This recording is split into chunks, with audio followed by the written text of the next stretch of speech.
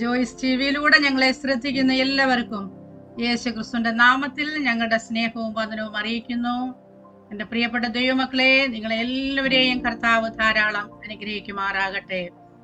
ഞങ്ങളുടെ ഈ ചാനലിലൂടെ കടന്നു വരുന്ന ഓരോ ടെസ്റ്റ് മണികളും നിങ്ങളുടെ ഓരോരുത്തരുടെയും ജീവിതത്തിൽ അനുഗ്രഹമായി തീരുമെന്ന് ഞങ്ങൾ കർത്താവിൽ വിശ്വസിക്കുന്നു. നിങ്ങളുടെ പ്രതികരണങ്ങളിലൂടെ അത് അനുഗ്രഹമാണെന്ന് മനസ്സിലാക്കുവാനും കഴിയുന്നു. കർത്താവ് എല്ലാവരെയും ധാരാളം അനുഗ്രഹിക്കുമാറാകട്ടെ. ഇന്ന് നമ്മോടൊപ്പം അനുഗ്രഹിക്കപ്പെട്ടതായ ഒരു ദൈവദാസനാണ് കടന്നു വന്നിരിക്കുന്നത്. നടേശ്വരൻ എന്നാണ് ആ പ്രിയ കർത്താവിന്റെ ദാസന്റെ പേര്. കർത്താവ് ഈ കാലഘട്ടങ്ങളിൽ ഉപയോഗിച്ചുകൊണ്ടിരിക്കുന്നു. അനുഗ്രഹിക്കപ്പെട്ട ഒരു ജീവിതാനുഭവമാണ് ആ കർത്താവിന്റെ ദാസനുള്ളത്. അത് കേൾക്കുന്ന എല്ലാ ദൈവമക്കൾക്കും അനുഗ്രഹമായി തീരട്ടെ എന്ന് ഞാൻ കർത്താവിൽ ആശംസിക്കുന്നു. ആ പ്രിയ ടെസ്റ്റ് മണി പറയുന്നതിന് വേണ്ടി ആ പ്രിയ കർത്താവിന്റെ ദാസനെ ജോയ്സ് ടിവിയിലേക്ക് ഞങ്ങൾ ഹാർദവമായി സ്വാഗതം ചെയ്യും. ആമേൻ. Praise lord. കർത്താവിന്റെ ദാസനെ പ്രൈസ് ദി ലോർഡ്. ഹല്ലേലൂയ. ദൈവത്തിന് സ്തോത്രം. നമുക്ക് പ്രാർത്ഥിക്കാം. Hallelujah, hallelujah, hallelujah. സ്തോത്രം, സ്തോത്രം. പരിശുദ്ധ കർത്താവേ, നന്ദി നിറഞ്ഞ ഹൃദയത്തോടെ ഞങ്ങൾ അങ്ങയെ സ്തുതിക്കുന്നു. അപ്പാ, ഞങ്ങളുടെ സന്നിധാനത്തിലേക്ക് ഏൽപ്പിച്ച് പ്രാർത്ഥിക്കുന്നു. കർത്താവേ, പ്രിയ കർത്താവിന്റെ ദാസനെ ജീവിതത്തിന്റെ അനുഭവങ്ങളെ പറയുവാനുള്ള എല്ലാ ദൈവകൃപയും കൊടുത്ത് കർത്താവ് ഇരുത്തിയാട്ട് അടിനെയും ദൈവരങ്ങളിൽ ഏൽപ്പിക്കുന്ന ഞങ്ങളുടെ സാന്നിധ്യത്തിനുള്ളിൽ ഞങ്ങളെ ഇരുത്തണമേ. കേൾക്കുന്നവരുടെ ജീവിതത്തിൽ അത് അനുഗ്രഹവും കർത്താവിനോട് അടുക്കുവാൻ ഇടയായി തീരുമാറാകണമേ എന്ന് അപേക്ഷിക്കുന്നു. യേശുക്രിസ്തുവിന്റെ നാമത്തിൽ തന്നെ ആമേൻ. ഹല്ലേലൂയ. ആ ദൈവദാസനെ കുടുംബമായിട്ടാണോ ആയിരിക്കുന്നത്?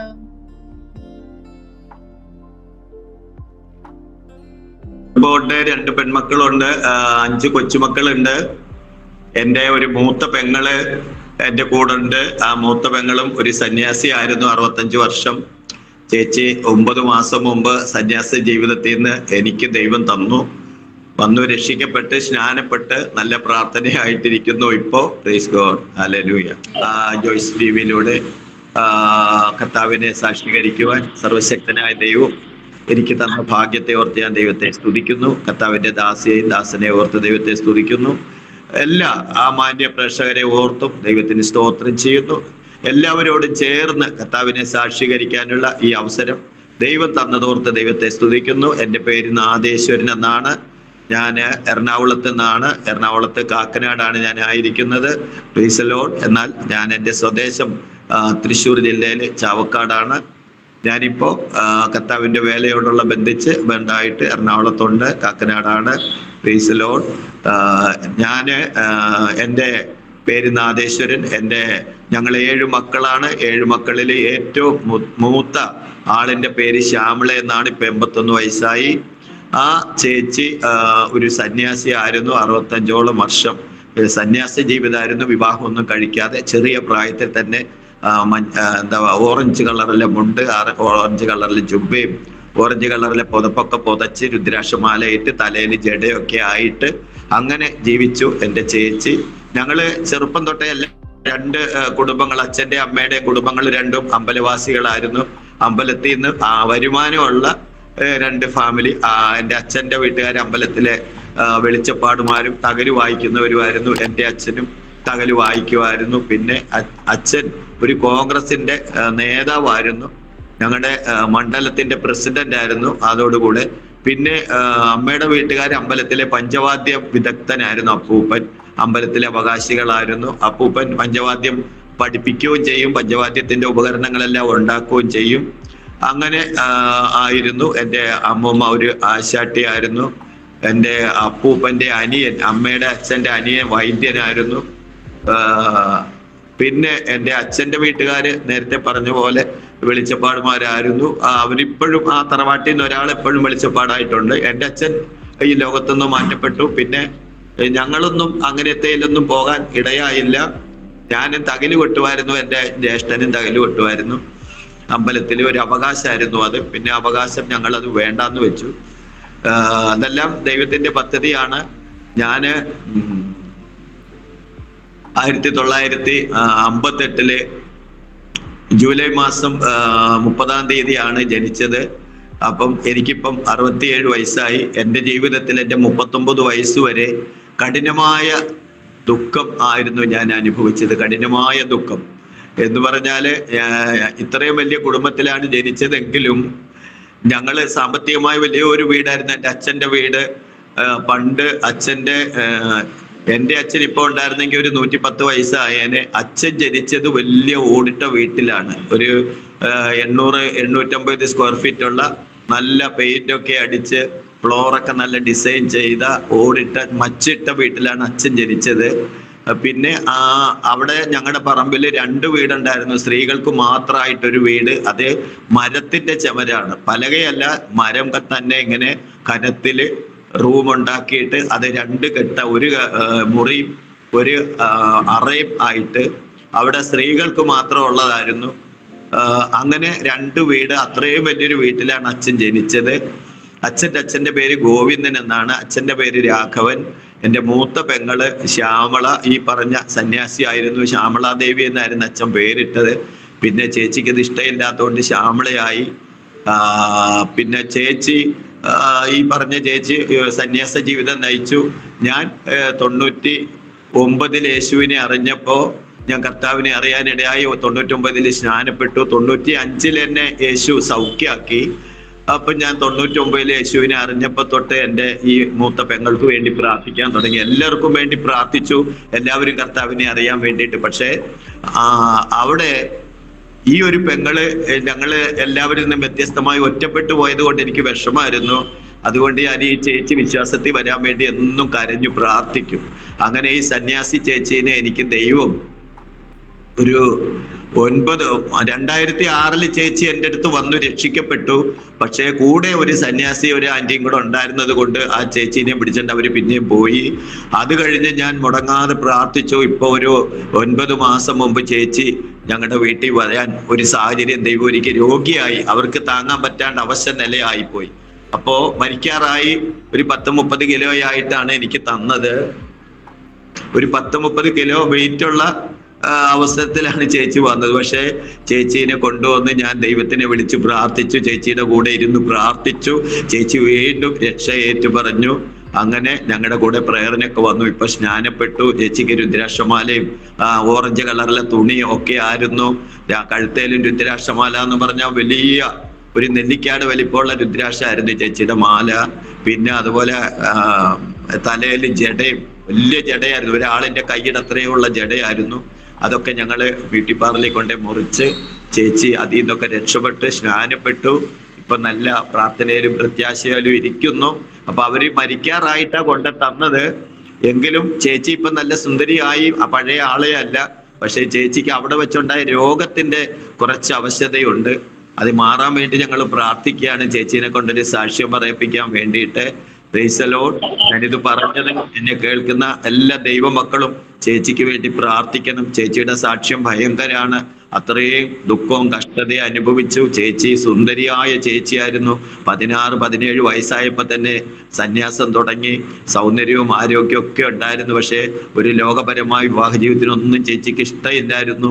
ആ ചേച്ചി ഇന്ന് കർത്താവിന്റെ ദാസിയായി, സന്യാസം എല്ലാം വിട്ടിട്ട്. അപ്പൊ ചേച്ചി ഇനിയും ദൈവത്തിന് വേണ്ടി പ്രയോജനപ്പെടാനായിട്ട്, നമ്മുടെ വേദപുസ്തകത്തിലുണ്ടല്ലോ, കന്യക ഗർഭിണിയായി ഒരു മകനെ പ്രസവിക്കുമെന്ന് വിശ്വസിക്കാത്ത ശിമയോൻ യേശു കർത്താവിന്റെ ജനനത്തിന്റെ 8ാമത്തെ ദിവസം പരിച്ഛേദനയ്ക്കായിട്ട് മാതാപിതാക്കൾ കൊണ്ടുചെന്നപ്പോ ആ യേശുവിനെ കാണാനായിട്ട് ശിമയോന് ദൈവം ദീർഘായുസ് കൊടുത്തിട്ട് ആത്മനിയോഗത്താൽ അവിടെ ചെന്ന് യേശുവിനെ കയ്യിൽ വാങ്ങിയിട്ട് സമാധാനത്തോടെ എന്നെ വിട്ടയക്കണേ എന്ന് പറഞ്ഞു. അപ്പൊ ചേച്ചി യേശുവിനെ അറിഞ്ഞു. യേശുവിന് വേണ്ടി ജീവിക്കണമെന്നുണ്ട്, യേശുവിന് വേണ്ടി സംസാരിക്കണമെന്നുണ്ട്.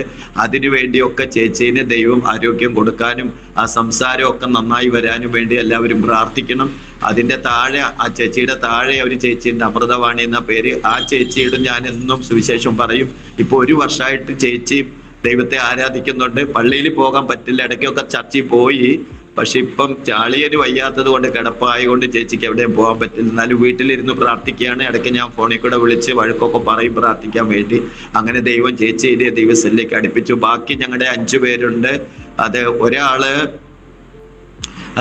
ഒരു ചേട്ടന്റെ പേര് ഷാജി എന്നാണ്. ആ പുള്ളി RSSന്റെ നേതാവാണ് ഇപ്പോഴും. പക്ഷെ എന്നെ മൊത്തം കളഞ്ഞു. എൻ്റെ 6 മിത്രങ്ങളും എന്നെ ഉപേക്ഷിച്ചായിരുന്നു. എന്നെ വളരെ ക്രൂരമായിട്ട് എന്നെ വിഷമിപ്പിച്ചിട്ടുണ്ട്. എന്നെ ഞാൻ ചേച്ചി എന്നൊക്കെ വിളിക്കുമ്പോൾ എന്നെ അവരൊക്കെ പറയും ഞങ്ങൾ ഹിന്ദുക്കളും നിങ്ങൾ ക്രിസ്ത്യാനികളുമാ, പിന്നെ എന്തിനാ ഇങ്ങനെ ചേച്ചി എന്ന് വിളിക്കണേ? ചേട്ടൻ ചേച്ചി ആ ബന്ധമൊന്നും ഒക്കെ നിഷേധിച്ചു. എന്നെ ആരും മിണ്ടൂല്ല, ഒന്നിനും വിളിക്കില്ല, സഹകരിപ്പിക്കില്ല, ചെന്നാലും മൈൻഡ് ചെയ്യില്ല. അങ്ങനെ വളരെ ദുഃഖമൊക്കെ ആയിരുന്നു. പക്ഷെ ഇപ്പൊ ആ ചേട്ടൻ ഇപ്പോഴും RSS ഒക്കെ തന്നെയാണ്. എന്നാലും എൻ്റെ വീട്ടിൽ ഇടയ്ക്കൊക്കെ വരും, എതിരൊന്നും എന്നോട് പറയാറില്ല. ഞാൻ ഇടയ്ക്കൊക്കെ ദൈവത്തിന് വിളിക്കുന്ന കാര്യമൊക്കെ പറയും. ഈ അമൃത ചേച്ചി അതുപോലെ തന്നെ ആദ്യമൊക്കെ പ്രശ്നമായിരുന്നു, പക്ഷെ ഇപ്പൊ ചേച്ചി നല്ലതായി.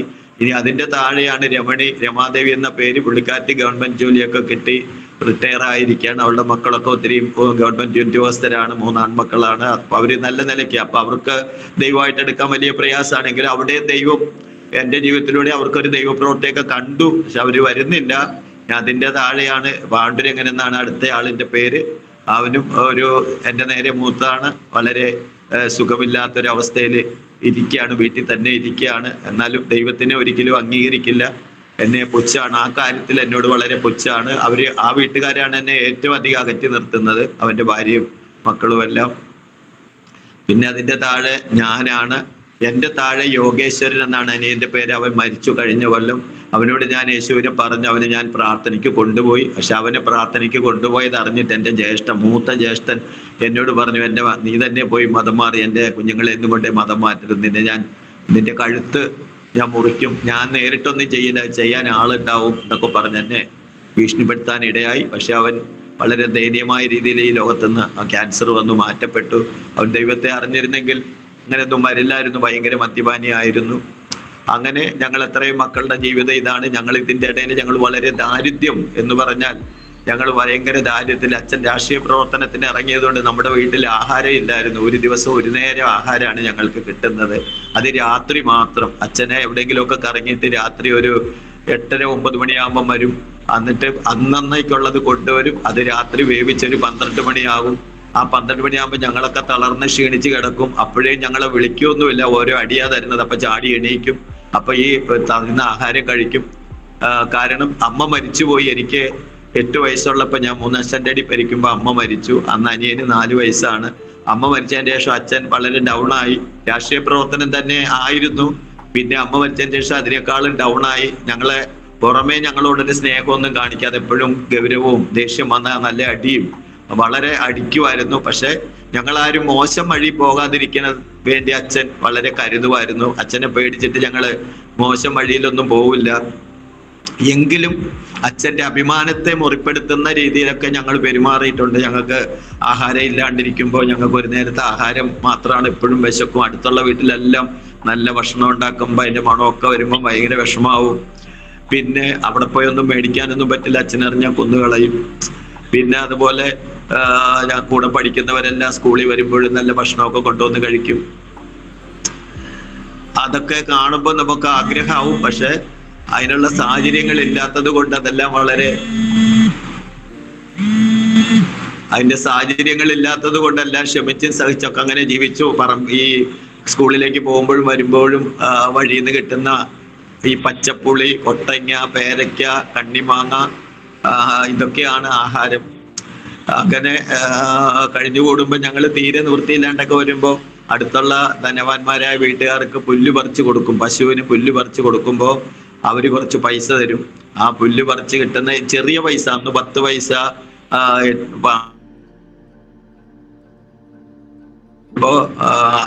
ഞങ്ങള് അത് കൊടുത്താൽ എന്താ കിട്ടുക? അത് കൊടുത്തിട്ട് എൻ്റെ ചേട്ടൻ പോയിട്ട് ഞങ്ങൾക്ക് കപ്പലണ്ടി പിണ്ണാക്ക് കൊണ്ടുവരും. എന്നിട്ട് ഞങ്ങൾ കപ്പലണ്ടി പിണ്ണാക്ക് കഴിക്കും. നല്ല ആഹാരം കഴിക്കാൻ കൊതിയായിരുന്നു. അപ്പോ ഇടയ്ക്ക് വിളിക്കാത്ത കല്യാണങ്ങൾക്ക് പോവും. അച്ഛനറിഞ്ഞ അപകടമാണ്, എന്നാലും വിശപ്പ് സഹിക്കാൻ വയ്യാതെ പോവും. നല്ല തുണിയില്ല, ആർക്കും തുണിയൊന്നുമില്ല. ഉടുക്കാനുള്ള തുണി സ്കൂളിൽ പോകാനുള്ള ഒരു ജോഡിയാണ്.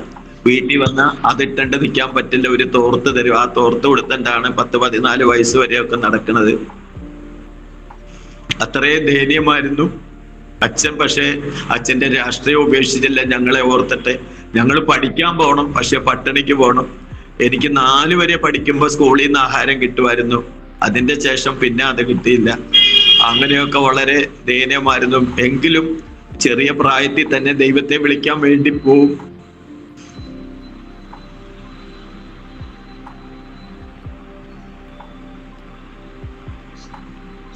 ഇതിൽ നിന്നൊരു മാറ്റം കിട്ടാൻ വേണ്ടിയിട്ട് ദൈവത്തിനെ വിളിക്കും, എല്ലായിടത്തും പോവും. എവിടെ പോയിട്ടും ഒരു മോക്ഷവും ഇല്ല. അങ്ങനെ തട്ടിയും മുട്ടിയും ഒത്തിരി ദയനീയമായ പറയാൻ കൊള്ളാത്ത ജീവിത മാർഗങ്ങളൊക്കെ ആയിട്ട് മറ്റുള്ളവർ കേൾക്കുമ്പോൾ പുച്ഛം തോന്നുന്ന രീതിയിൽ ഒരു തരത്തിൽ നിവൃത്തിയില്ല. ജീവിക്കാൻ വേണ്ടിയിട്ട് വളരെ കഷ്ടതയിൽ ജീവിച്ചു. അങ്ങനെ വളർന്നു, ഞങ്ങൾ എല്ലാവരും വളർന്നു. പക്ഷെ വളർന്നെന്ന് മാത്രം ആരും ഒരു ഗതിയിലും എത്തിയില്ല. എല്ലാവരും ഒരു 10-20 വർഷക്കാലം ഞങ്ങളുടെ എല്ലാ ജീവിതം വളരെ ദയനീയമായിരുന്നു. പിന്നെ ഓരോരുത്തർ അവരവരുടെ വഴി കണ്ടുപിടിച്ചു. മറ്റുള്ളവരോട് ഒരു ബന്ധവും കരുണയോ ഒന്നും ഇല്ലാതെ എല്ലാവരും അവരവരെ വഴികൾ കണ്ടുപിടിച്ചു. ഒരു പെങ്ങള് മാത്രം പഠിച്ച് ഗവൺമെന്റ് ജോലി കിട്ടി. അവള് കല്യാണം കഴിച്ചു. 2-3 ആൺമക്കളുമായി അവര് സുഖമായി ജീവിച്ചു. ബാക്കിയെല്ലാവരും കഷ്ടതയെ തന്നെ. പിന്നെ വേറെ ഒരു ചേച്ചി കല്യാണം കഴിച്ചു, വലിയ കുഴപ്പമില്ല. അവരും അന്നുള്ള ആഹാരവും കാര്യങ്ങളും ഒക്കെ ആയിട്ട് അവർക്കൊരു മകൻ മാത്രമാണ്, കുറച്ച് പറമ്പൊക്കെ ഉണ്ടായി അളിയൻ. അങ്ങനെ അവര് ജീവിച്ചു. ഞങ്ങൾ ആൺകുട്ടികളും എല്ലാവരും കല്യാണമൊക്കെ കഴിച്ചു. ഞാൻ പക്ഷേ ഇതിന്റെ ഇടയ്ക്കൊക്കെ ചേട്ടന്മാരൊക്കെ മദ്യപാനികളായി, അനിയൻ ഭയങ്കര മദ്യപാനിയായി. ഭയങ്കര മദ്യപാനികളായിരുന്നു 3 പേരും.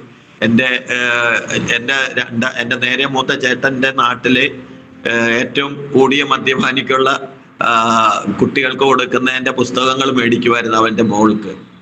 അങ്ങനത്തെ മദ്യപാനിയായിരുന്നു. അവിടെ വീരപ്പൻ പാണ്ഡുരങ്ങൻ എന്നായിരുന്നു വിളിക്കുക. വീരപ്പൻ പാണ്ഡു എന്നായിരുന്നു വിളിക്കുന്നത്. കൊമ്പം മീശയൊക്കെ വെച്ചിട്ട് ആൾക്കാരെ പേടിപ്പിച്ച്. അപ്പൊ അങ്ങനെയായിരുന്നു. അതിനിടയ്ക്കുന്ന് എനിക്ക് കർത്താവിനെ അറിയാൻ വേണ്ടി ദൈവം ഒരുപാട് കാര്യങ്ങൾ ചെയ്തു. എൻ്റെ വിശ്വാസത്തിന്റെ തീഷ്ണത കൊണ്ട് ഈ ദാരിദ്ര്യത്തിലും ഞാൻ 12 വർഷം ശബരിമലയ്ക്ക് പോയി ദൈവത്തിന്റെ പ്രസാദത്തിനായിട്ട്. അത് കഴിഞ്ഞ് പഴനിയിൽ ഒരു 10 വർഷം പോയി. 2 പ്രാവശ്യം ഞാൻ ശബരിമലയിൽ പോയിട്ട് ശബരിമലയിൽ ശയനപ്രദക്ഷിണം ചെയ്തു. അത് എളുപ്പമുള്ള കാര്യമല്ല, കിടന്നുരുളണം. ഒരു അമ്പലം മുഴുവൻ ഉരുണ്ട് പ്രദക്ഷിണം വെച്ചു രക്ഷപ്പെടാൻ വേണ്ടി. അത് കഴിഞ്ഞിട്ട് പിന്നെ ഞാൻ മകരവിളക്ക് കാണാൻ പോയി. മകരവിളക്ക് കണ്ടു. ഒരു പ്രാവശ്യം പോയപ്പോ ഞാൻ കണ്ടു, ഒറ്റയ്ക്കാണ് ഞാൻ പോയത്. 1 മിനിറ്റേ ഉള്ളൂ മകരവിളക്ക്. പിന്നെ രണ്ടാമത് ഞാൻ എൻ്റെ മക്കളെയും കൂടെ കൊണ്ടുപോയി. കാരണം മക്കള് പെൺകുട്ടികളാണ്, എനിക്ക് 2 പെൺമക്കളാണ്. ഞാൻ വിവാഹമൊക്കെ കഴിച്ചു. അതൊക്കെ വളരെ ചരിത്രമാണ്. അപ്പം അവര് പ്രായമായാലേ ശബരിമലയിൽ പോകാൻ പറ്റുള്ളൂ. അപ്പൊ എനിക്ക് തോന്നി കുഞ്ഞുങ്ങളെ ഒന്ന് കൊണ്ടുപോകണം. അപ്പൊ 5 വയസ്സും 4 വയസ്സുള്ള 2 പേരെയും കൊണ്ട് പോയി. ഞാൻ വളരെ കഷ്ടപ്പാടാണ്. മലയൊക്കെ കയറി തോളയിലൊക്കെ വെച്ചുകൊണ്ട് പോയി. 2 പേര് നടക്കാനൊന്നും കൂട്ടാക്കൂല. അങ്ങനെ തോളിൽ വെച്ചിട്ട് ഞാൻ പോയി ശബരിമലയിൽ പോയി. മകരവിളക്ക് കാണാൻ വേണ്ടി 1.5 ദിവസം വെയിറ്റ് ചെയ്യണം. ഇരിക്കുന്നിടത്ത് തന്നെ മലയുടെ മുകളിൽ ഇരിക്കണം. മാറിപ്പോയാൽ മകരവിളക്ക് കാണില്ല. കോടിക്കണക്കിന് ആൾക്കാർ ഇങ്ങനെ ഓരോ മലയിൽ ഇങ്ങനെ അടുങ്ങിയിരിക്കുക. അതിൻ്റെ ഇടയ്ക്ക് എണീറ്റ് പോകാനും ഒന്നും പറ്റില്ല. അവിടെ ഇരുന്ന് തന്നെ എല്ലാ കാര്യവും ചെയ്യണം. ആഹാരമൊന്നും നന്നായി കഴിക്കാനൊന്നും പറ്റില്ല. അങ്ങനെ 1.5 ദിവസം ഈ കുഞ്ഞുങ്ങളെ കൊണ്ടിരുന്നു. ആ മകരവിളക്ക് കാണുന്ന നേരത്ത് അവർക്കും കാണാൻ വേണ്ടി 2 പേരെയും തോളിൽ ഇരുത്തി ഞാനിങ്ങനെ മകരവിളക്ക് കാണാൻ നോക്കിയിരിക്കുന്ന സമയത്ത് ഈ പിള്ളേർ എൻ്റെ തോളിൽ ഇരുന്നിട്ട് വഴക്കിട്ടു. അവര് വഴക്കുണ്ടാക്കി അങ്ങോട്ടും ഇങ്ങോട്ടും പിച്ചി മാന്തി. എൻ്റെയും കാണാനുള്ള ഇത് തെറ്റിപ്പോയി. അവരും കണ്ടില്ല, ഞാനും കണ്ടില്ല. എനിക്ക് ഭയങ്കര വിഷമമായി. ഇത്രയും കഷ്ടപ്പെട്ട് 10-40 ദിവസം വ്രതം എടുത്ത് ഇവിടെ വന്നു ഈ ജനത്തിന്റെ ഇടയിൽ കഷ്ടപ്പാടോടെ ഇരിക്കുക. അപ്പം അവിടുന്ന് ഇപ്പൊ എനിക്കൊരു പാഠം എനിക്ക് പഠിച്ചു. ഈ മകരവിളക്ക് കാണാൻ വേണ്ടി ഒരു മലയുടെ മുകളിൽ ഇത്തിരി നേരം കാണുന്ന ആ വെളിച്ചം കാണാൻ വേണ്ടി എത്രയോ ലക്ഷക്കണക്കിന് ആൾക്കാരാണ് ഇന്ത്യയുടെ പല ഭാഗത്ത് നിന്ന് അവിടെ വരുന്നത് ഒരല്പനേരത്തെ വെളിച്ചം കാണാൻ. പക്ഷേ അല്പനേരത്തെ വെളിച്ചമല്ല, ഈ ലോകത്തുള്ളപ്പോഴും ഈ ലോകം വിട്ടുപോയാലും കെട്ടുപോകാത്തൊരു വെളിച്ചം ആണ് നിത്യജീവൻ, നമ്മുടെ കർത്താവായ യേശു ക്രിസ്തു. അപ്പൊ ഈ നോർത്ത് ഇന്ത്യയിലെ ആൾക്കാർ മുഴുവനും ഈ സൗത്ത് ഇന്ത്യയിലെ ആൾക്കാരും എല്ലാം വെളിച്ചം ഇഷ്ടപ്പെടുന്നവരാണ്. വെളിച്ചം വേണം. യഥാർത്ഥ വെളിച്ചം മനുഷ്യരെ പ്രകാശിപ്പിക്കുന്ന പ്രകാശം അന്വേഷിച്ച് ലോകത്ത് മനുഷ്യൻ നടക്കുകയാണ്. പക്ഷെ കർത്താവ് പറഞ്ഞ അന്വേഷിപ്പിൻ നിങ്ങൾ കണ്ടെത്തും. അപ്പൊ എനിക്കത് ഞാനും വെളിച്ചത്തിന് വേണ്ടി ജീവന് വേണ്ടി പ്രത്യാശയോടെ പ്രാർത്ഥനയോടെ നടന്നു. പക്ഷെ അന്വേഷിപ്പിൻ നിങ്ങൾ കണ്ടെത്തും. ഞാൻ ഈ അന്വേഷണത്തിന്റെ മധ്യത്തിൽ എനിക്ക് കർത്താവിനെ കാണാനുള്ള അവസരം ദൈവം തന്നു. എനിക്ക് ഈ ഭക്തി കൂടി ഈ മകരവിളക്ക് കാണാൻ പറ്റാതെ വീട്ടിൽ വന്ന് വിഷമിച്ച് അങ്ങനെ ഇരിക്കുമ്പോൾ എന്നാലും പിന്നെ അടുത്തുള്ള അമ്പലത്തിലൊക്കെ പോകും. ശാഖയ്ക്ക് RSSന്റെ ശാഖയ്ക്ക് പോകും. ശാഖ കഴിഞ്ഞിട്ട് അമ്പലക്കുളത്തിൽ കുളിച്ചിട്ട് അമ്പലത്തിൽ ചെന്ന് പ്രദക്ഷിണം വെച്ച് തൊഴും. ഇങ്ങനെ എപ്പോഴും പോയി ഈ അമ്പലത്തിൽ ചെന്നാൽ 2-3 പ്രാവശ്യമൊക്കെ പ്രദക്ഷിണം വെച്ച് തൊഴുന്നൊക്കെ അവിടുത്തെ ശാന്തിക്കാര് ശ്രദ്ധിച്ചപ്പോ ഒരു ദിവസം ഒരു ശാന്തി പറഞ്ഞു, ചേട്ടൻ ഇങ്ങനെ ഞങ്ങൾ ശ്രദ്ധിക്കാറുണ്ട്, കുറച്ച് ഭക്തിയുള്ള ആളാണ്, ശാന്തികർമ്മം പഠിക്കാന്നുണ്ടെങ്കിൽ ഗുണം ചെയ്യുമെന്ന്. അപ്പൊ ഞാൻ ചോദിച്ചു അതിന് ഞാൻ എന്ത് ചെയ്യണം? അവ പറഞ്ഞു, ചേട്ടൻ 2 വർഷം ഇത് പഠിക്കണം, അപ്പം വീട്ടിൽ പോകാൻ പാടില്ല, വീട് വിട്ട് നിൽക്കണം. അപ്പൊ ഞാൻ പറഞ്ഞു ഞാൻ തയ്യാറാ, കാരണം പുറത്ത് നിന്ന് തൊഴുന്നതല്ലല്ലോ, അകത്ത് കയറാമല്ലോ, അതുകൊണ്ട്. അപ്പം അവര് സമ്മതിച്ചു. എന്നെ അതിലൊരാൾ പഠിക്കാനുള്ള കാര്യങ്ങളൊക്കെ ചെയ്തു. 1 കൊല്ലമായപ്പോ തന്നെ ഞാന് അമ്പലത്തിൽ അകത്ത് കയറി പൂജിക്കാൻ തുടങ്ങി. അങ്ങനെ 10-14 അമ്പലങ്ങളിൽ ഞാൻ പൂജിച്ചു. പക്ഷേ ഞാൻ ഉദ്ദേശിച്ച പോലത്തെ കാര്യങ്ങളൊന്നും എനിക്ക് കാണാനും കേൾക്കാനും ഒന്നും കഴിയുന്നില്ല. എന്നാല് അവിടെ വെച്ച് ഞാൻ ഇങ്ങനെ വിഷമിക്കും, ദൈവമേ നീ ആരാണ്? Price the Lord, hallelujah. ഞാൻ അങ്ങനെ അമ്പലത്തിൽ പൂജിച്ചുകൊണ്ടിരിക്കുന്ന സമയത്ത് എനിക്ക് ഒരു ബാക്ക് പെയിൻ ഉണ്ടായി. അപ്പം ബാക്ക് പെയിൻ ഉണ്ടായപ്പോ എനിക്ക് താങ്ങാൻ പറ്റാത്ത, കുനിയാനും നിവരാനൊന്നും വയ്യ, നടുവിന് ഒരു സൈഡിൽ മരവിപ്പായി. അങ്ങനെ എന്നെ അപ്പം ആ സമയത്ത് എൻ്റെ മക്കള് ഭരതനാട്യം പഠിച്ചു. 10 വർഷം ഭരതനാട്യം പഠിച്ചു എൻ്റെ മക്കൾ. അതില് മൂത്ത മോള് നന്നായിട്ട് 10 വർഷം ഭരതനാട്യം പഠിച്ചു. ഒരു 10-15 നാടോടി നൃത്തം പഠിച്ചു. ഭരതനാട്യത്തിലെ തോടയം, നടനം, അലാരിപ്പ്, ജിതിസ്വരം, വർണ്ണം ഒക്കെ പഠിച്ചു. അപ്പം അവള് അത്യാവശ്യം നല്ല കഴിവുള്ള കുട്ടിയായിരുന്നു. അപ്പൊ അവളെ പഠിപ്പിക്കാൻ 3 അധ്യാപകരെ പഠിപ്പിച്ച്, 2 പുരുഷന്മാരും 1 സ്ത്രീയും കൂടെ പഠിപ്പിച്ച് അവര് മാറി 3 പേർക്കും പഠിച്ചു. അപ്പൊ അതുകൊണ്ട് അവൾക്കൊരു അരങ്ങേറ്റം ഗുരുവായൂർ അമ്പലത്തിൽ വെച്ച് അരങ്ങേറ്റം തീരുമാനിച്ചു. അരങ്ങേറ്റത്തിന്റെ തലേ ദിവസം എനിക്ക് ഒരു പ്രശ്നം ഉണ്ടായി, ഒരു ഛർദിലുണ്ടായി. ആ ഛർദിച്ചപ്പോ ഈ കോഴിമുട്ട പൊട്ടിയതുപോലത്തെ കൊഴുത്ത വെള്ളം മഞ്ഞ നിറത്തിൽ, അതാണ് ഞാൻ ഛർദിച്ചത്. അപ്പൊ എൻ്റെ കൂടെ ഒരു ഡോക്ടർ ഉണ്ടായിരുന്നു, അദ്ദേഹത്തിന്റെ മോളും അരങ്ങേറ്റത്തിനുണ്ട്. അപ്പം ഞങ്ങൾ ഒരുമിച്ച് പിള്ളേർക്ക് ഡ്രസ്സൊക്കെ വാടകയ്ക്ക് എടുക്കാൻ പോയത് ആ സമയത്ത്. അപ്പം ഡോക്ടർ പറഞ്ഞു, ചേട്ടനാ എന്തോ ചെറിയ കംപ്ലൈന്റ് ഉണ്ടല്ലോ, നമുക്കൊരു നല്ല ഡോക്ടറെ കാണണം. അങ്ങനെ എനിക്ക് പിറ്റേ ദിവസം രാവിലെ ആ ഡോക്ടർ ഒരു ലെറ്റർ എഴുതി തന്നു. അതുകൊണ്ട് ഞാൻ കുന്നംകുളത്ത് യൂണിറ്റി ഹോസ്പിറ്റലിൽ പോയി സ്കാൻ ചെയ്തു. അപ്പൊ സ്കാൻ ചെയ്തപ്പം സ്കാൻ ചെയ്യുന്ന ആൾ എന്നോട് ചോദിച്ചു, അയ്യോ ചേട്ടാ ഈ അലോപ്പതി കോണ്ടാക്ട്സ് ഒന്നും ഇല്ലേ? ഞാൻ പറഞ്ഞു ഉണ്ട്, എന്താ? അപ്പം പറഞ്ഞു അലോപ്പതി ഒരു ബന്ധമില്ലാത്ത പോലെയാണ്, കുറച്ച് കോംപ്ലിക്കേറ്റഡ് ആണ്, നല്ലൊരു ഹോസ്പിറ്റലിൽ പോകണം. അപ്പൊ എനിക്ക് നല്ല ഒരു ഡോക്ടറുണ്ട്, എന്നെ മക്കളെയൊക്കെ നന്നായി നോക്കിയിരുന്ന ഒരു ഡോക്ടർ ചാവക്കാട് ഗവൺമെന്റ് ഹോസ്പിറ്റലിൽ ഉണ്ടായിരുന്ന ശശികുമാർ ഡോക്ടറാണ്. ആ ഡോക്ടർ ഞങ്ങളെ ഒത്തിരി ഹെൽപ്പ് ചെയ്തിട്ടുണ്ട്. എൻ്റെ 2ാമത്തെ മോള് 7 മാസം തികയുന്നതിന് മുമ്പ് ജനിച്ച കുട്ടിയാണ്. അപ്പൊ ജനിച്ചപ്പോ തന്നെ അത് കൈവിട്ട് പോകുമെന്നൊക്കെ വിചാരിച്ചു. പക്ഷെ ദീർഘായുസോടെ ഇരുന്നു. പിന്നെ ഒരു 2-2.5 വയസ്സായിട്ടും സംസാരിക്കില്ല, കൈയൊക്കെ ഇങ്ങനെ ചൂണ്ടിക്കാണിക്കുള്ളൂ, ഓരോന്ന് വേണമെങ്കിൽ കൈ ചൂണ്ടിക്കാണിക്കും, സംസാരമില്ല. അപ്പം പിന്നെ വളർച്ചയില്ല, ഇത്തിരിയേ ഉള്ളൂ. 2.5 വയസ്സായിട്ടും ആള് വളരുന്നില്ല. അപ്പൊ ഞാന് ഈ ഡോക്ടറായിട്ട് പരിചയമുള്ള ഡോക്ടറോട് ഇങ്ങനെ ഉള്ള കാര്യമൊക്കെ ഇങ്ങനെ പറഞ്ഞപ്പോ ഡോക്ടർ പറഞ്ഞു നമുക്ക് നോക്കാന്ന് പറഞ്ഞു. അങ്ങനെ ഡോക്ടർ അമേരിക്കയിൽ പഠിക്കാൻ പോയപ്പോഴേക്കും ഞങ്ങളോട് പറഞ്ഞു ഇങ്ങനെ അമേരിക്ക പഠിക്കാൻ പോവാണ്. അപ്പം വേറെ ഒരു ഡോക്ടർ നന്ദൻ എന്ന് പറഞ്ഞ ഡോക്ടറെ പരിചയപ്പെടുത്തി ഞങ്ങളെ ഹെൽപ്പ് ചെയ്യണോ പറഞ്ഞു. അപ്പൊ ഈ ഡോക്ടർ ശശികുമാർ ഡോക്ടർ ഇടയ്ക്ക് പൈസയൊക്കെ തരുമായിരുന്നു. പുള്ളി നാട്ടിൽ പോകുമ്പം കുറച്ച് ബാലൻസ് വരുന്ന സാധനങ്ങളൊക്കെ അടുക്കളയിൽ നിന്ന് വൈഫിനോട് പറഞ്ഞ് നാട്ടിൽ പോകുമ്പോൾ ഇവിടെ വെച്ച് ചീത്തയാവും, അതുകൊണ്ട് കൊണ്ടുപോകുന്നൊക്കെ പറഞ്ഞു. അങ്ങനെ ഒരു ബന്ധമുള്ള ഡോക്ടർ. അപ്പം ഈ ഡോക്ടർ അമേരിക്കയിൽ പോയി പഠിച്ചിട്ട് വന്നിട്ട് പിറ്റേ ദിവസം എന്നെ വേറെ ഞങ്ങളുടെ അടുത്തുള്ള ഒരു സിസ്റ്റർ ഉണ്ട്, നേഴ്സ്, അവിടെ ജോലി ചെയ്യുന്ന നേഴ്സിനോട് പറഞ്ഞു വിട്ടു എന്നോട് ചെല്ലാൻ. അപ്പൊ ഞാൻ ചെന്നപ്പോ പറഞ്ഞു നാളെ രാവിലെ ഇളയ മോളെ കൊണ്ട് ഇവിടെ വാന്ന് പറഞ്ഞു. ഞാൻ രാവിലെ ഒരു 6 മണിക്ക് അവിടെ ചെന്നു. ഡോക്ടർ പറഞ്ഞു 6 മണിക്ക് ചെല്ലാൻ. അപ്പൊ ഡോക്ടർ ഒരു തുള്ളി മരുന്ന് അവളുടെ നാവേല് ഒരു തുള്ളി എന്നോട് പറഞ്ഞു ആഹാരം ഒന്നും കഴിക്കാതെ വെള്ളമൊന്നും കുടിപ്പിക്കാതെ വേണം കൊണ്ടുവരാൻ, ഇത് കൊടുത്ത് 1 മണിക്കൂർ കഴിഞ്ഞാലേ ആഹാരം കൊടുക്കാവുള്ളൂ. അങ്ങനെ ഒരു തുള്ളി മരുന്ന് അവിടെ നാവേല് ഇറ്റിച്ചു. പിന്നെ ഞങ്ങള് പോയി 1 മണിക്കൂർ കഴിഞ്ഞ് അവൾക്ക് ആഹാരം കൊടുത്തു. അങ്ങനെ ഞങ്ങള് ഒരു 10-12 പ്രാവശ്യം ഡോക്ടർ ഇങ്ങനെ തന്നു, 2-3 ആഴ്ച കൂടുമ്പോഴങ്ങനെ. അങ്ങനെ ആ മരുന്ന് തീർന്നപ്പോഴേക്ക് അവള് പെട്ടെന്ന് ഒരു 2.5 വയസ്സുള്ളപ്പോൾ തുടങ്ങിയതാണ്. പക്ഷെ ആ മരുന്ന് തീർന്നപ്പോഴേക്കും അവളൊരു 5 വയസ്സുള്ള കുട്ടീനെ പോലെ നന്നായി വളർന്നു. മറ്റതിങ്ങനെ വയറ് മാത്രമേ ഉണ്ടായിരുന്നുള്ളൂ, പക്ഷെ നല്ല ഭംഗിയൊക്കെ വെച്ചു, തടിയൊക്കെ വെച്ചു. അപ്പൊ ഞങ്ങളെ അത്രയും കാര്യമുള്ള ഡോക്ടറാണ്. പക്ഷെ എനിക്ക് ഇങ്ങനെ നടുവേദനയ്ക്കൊക്കെ മരുന്ന് വേദന വന്ന ഡോക്ടറോട് പറയുമ്പോൾ ഓയിൻമെന്റ് ഒക്കെ തരും, ചിലപ്പോൾ ഇഞ്ചക്ഷൻ ചെയ്യും. പക്ഷെ ഈ കിഡ്നിക്ക് കംപ്ലൈന്റ് ഉള്ളത് ഡോക്ടറിനൊന്നും മനസ്സിലായില്ല. പക്ഷെ എനിക്ക് അത് ദൈവത്തെ അറിയാൻ വേണ്ടി ആയിരുന്നു ചിലതൊക്കെ അങ്ങനെ പറഞ്ഞിരിക്കണമെന്ന് ഞാൻ വിചാരിക്കുക. ഡോക്ടർ കണ്ടുപിടിച്ചിരുന്നെങ്കിൽ ഞാൻ ഒരിക്കലും ഇപ്പം ദൈവസ്ഥനിലുണ്ടാവില്ല. അപ്പം കോട്ടയം മെഡിക്കൽ കോളേജിൽ പോയി ഈ ഡോക്ടർ സ്കാൻ ചെയ്ത സർട്ടിഫിക്കറ്റ് തന്നിട്ട് കോട്ടയം മെഡിക്കൽ കോളേജിലോ കോഴിക്കോട് മെഡിക്കൽ കോളേജിലോ പോകാൻ പറഞ്ഞു. അങ്ങനെ കോട്ടയം മെഡിക്കൽ കോളേജിൽ പോയി. അവിടെ ചെന്നപ്പോൾ ഡോക്ടർ കാശി വിശ്വേശ്വരൻ എന്ന് പറയുന്ന ഒരു നെഫ്രോളജിസ്റ്റാണ് എന്നെ അഡ്മിറ്റ് ചെയ്തു. എന്നെ ഒരാഴ്ച കുറേ തരം ടെസ്റ്റുകൾ, ബ്ലഡും അതും ഇതൊക്കെ ടെസ്റ്റ് ചെയ്ത് അതിൻ്റെ റിസൾട്ട് എല്ലാം കളക്ട് ചെയ്തിട്ട് പറഞ്ഞു, നിങ്ങൾക്ക് ഇവിടെ പറ്റത്തില്ല, നിങ്ങൾ വെല്ലൂർ പോകണം, വെല്ലൂർ ഹോസ്പിറ്റലിലേക്ക് ഞാൻ എഴുതി തരാം, അവിടെ പോയാൽ നല്ല ട്രീറ്റ്മെൻറ്റ് കിട്ടുമെന്ന് പറഞ്ഞു. അപ്പം അങ്ങനെ ഡോക്ടർ എല്ലാം എഴുതി ഡിസ്ചാർജ് ആയിട്ട് അതെല്ലാം തന്നപ്പോൾ ഞങ്ങൾക്ക് പേടിയായി. കാരണം വെല്ലൂർ മെഡിക്കൽ കോളേജ് തമിഴ്നാട്ടിലൊക്കെ പോകാന്ന് പറഞ്ഞാൽ ചിന്തിക്കാൻ പോലും വയ്യ, ഭയങ്കര വിഷമമായിരുന്നു. അങ്ങനെ ഞാൻ എൻ്റെ ചേച്ചിയോട് പറഞ്ഞു നമുക്ക് വീട്ടിൽ പോകാമെന്ന് പറഞ്ഞു. അപ്പം അമ്മയുണ്ട്, ചേച്ചിയുണ്ട്, വൈഫിൻ്റെ അമ്മയുണ്ട്.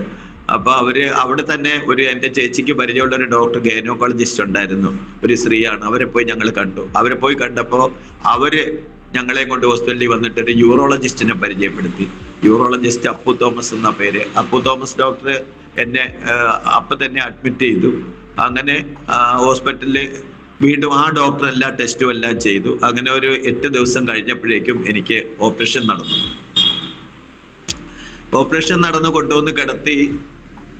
എനിക്ക് യൂറിന്റെ ബാഗുണ്ട്, വേസ്റ്റ് പോകാൻ ഈ ഓപ്പറേഷന്റെ സർജറി കഴിഞ്ഞ സ്ഥലത്ത് വെളിയിലേക്ക് വേസ്റ്റ് പോകാനുള്ള ട്യൂബ് ഇട്ടിട്ടുണ്ട്, യൂറിന്റെ ട്യൂബ് ഇട്ടിട്ടുണ്ട്. ഇതിൽ രണ്ടിലും ഒന്നും വരുന്നില്ല. 3-4 ദിവസമായിട്ട് വേസ്റ്റും വരുന്നില്ല, യൂറിനും വരുന്നില്ല. വെള്ളമൊക്കെ ഇങ്ങനെ ഇടയ്ക്കിടയ്ക്ക് വരുന്നൊരു എഴുതി വെക്കാൻ പറഞ്ഞു. എഴുതി വെക്കാൻ നോക്കിയിട്ട് വെള്ളമൊന്നും വരുന്നില്ല. അപ്പം ഇവർക്ക്, എൻ്റെ വീട്ടുകാർക്കും വലിയ അറിവൊന്നുമില്ല, എനിക്കും അറിവില്ല. അങ്ങനെ ഞങ്ങൾ കുറെ ദിവസമായപ്പോൾ ഒരു ദിവസം ഡോക്ടറോട് പറഞ്ഞു, ഇങ്ങനെ ഇത്രയും വെള്ളമൊക്കെ കൊടുത്തിട്ട് യൂറിനൊന്നും വരുന്നില്ല എന്ന് പറയും. ഈ വേസ്റ്റ് വരുന്നതിനെ പറ്റി നമുക്കറിയില്ല. അപ്പം അപ്പോഴാണ് ഡോക്ടർ ശ്രദ്ധിക്കുന്നത്. അപ്പൊ എൻ്റെ വയറ് വീർത്തിരിക്കുന്നു. പിന്നെ ഡോക്ടർ പറഞ്ഞു നമുക്ക് വേണ്ടത് ചെയ്യാന്ന് പറഞ്ഞു. 5-8 ദിവസം ആയപ്പോൾ ഒരു ദിവസം എൻ്റെ ഡ്രസ്സൊന്നും എനിക്ക് ഉടുക്കാൻ പറ്റുന്നില്ല, വെറുതെ ഒരു പ്ലാസ്റ്റിക് ഷീറ്റേല കിടക്കുന്ന ഒരു തുണിയിട്ട് മൂടിയിരിക്കുക. അന്ന് ഒരു 8 ദിവസമായ ദിവസം ഡോക്ടർ വന്നിട്ട് ഞാൻ കിടക്കുന്ന ബെഡിൽ നിന്ന് വേറെ ഒരു ബെഡിലോട്ട് എന്നെ മാറ്റാൻ വേണ്ടി ഇങ്ങനെ തിരിച്ചതാ. പെട്ടെന്ന് സ്റ്റിച്ചെല്ലാം കൂടെ പൊട്ടി, എൻ്റെ മൊത്തം സ്റ്റിച്ചും പൊട്ടി. ബ്ലഡ്, മാംസം എല്ലാം പഴുപ്പ് കയറിയിരിക്കുക. എൻ്റെ ആ സ്റ്റിച്ചിട്ട ഏരിയ മൊത്തം പഴുപ്പ് കയറി. ചരിച്ച ഉടനെ തന്നെ ലൂസായി, സ്റ്റിച്ചെല്ലാം കൂടെ പൊട്ടി. അകത്ത് കിടന്ന യൂറിൻ ഉണ്ടായിരുന്നു, ഒരു 2 ലിറ്റർ യൂറിനും ഈ കുറെ ബ്ലഡും കട്ട പിടിച്ചതും എല്ലാം കൂടെ അങ്ങനെ പഴുപ്പും ഒക്കെ കൂടെ ഈ കെട്ടി നിന്നതെല്ലാം കൂടെ ഭയങ്കര ദുർഗന്ധമായിട്ട് വെളിയിലേക്ക് വന്നു. അപ്പോൾ അടുത്തിങ്ങനെ വാടി കിടക്കുന്ന ആൾക്കാരെല്ലാം മണം കൊണ്ട് കൂടെ നിൽക്കുന്നവരെല്ലാം ഓടി. മണം സഹിക്കാൻ വയ്യാണ്ട് ഡോക്ടർമാരും എൻ്റെ കൂടെയുള്ളവരെ അവിടെ നിന്നു. അപ്പം സംഗതി കുഴപ്പമായി. സ്റ്റിച്ചൊന്നും ഇടാൻ പറ്റൂല, കാരണം ആ 2 സൈഡിലും മാംസം പഴുത്തിരിക്കുക.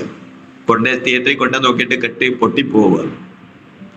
പിന്നെ അകലം ഇട്ട് കെട്ടാന്ന് പറഞ്ഞ് ഒരു ഡോക്ടർ പറഞ്ഞപ്പം വേറെ ഡോക്ടർ പറഞ്ഞു അകലം ഇട്ട് കെട്ടിയ ഈ മുറിവ് ഉണങ്ങിയാൽ ഒരു കാലം നിവർന്ന് നടക്കാൻ പറ്റില്ല, കുനിഞ്ഞ് തന്നെ നടക്കേണ്ടി വരും.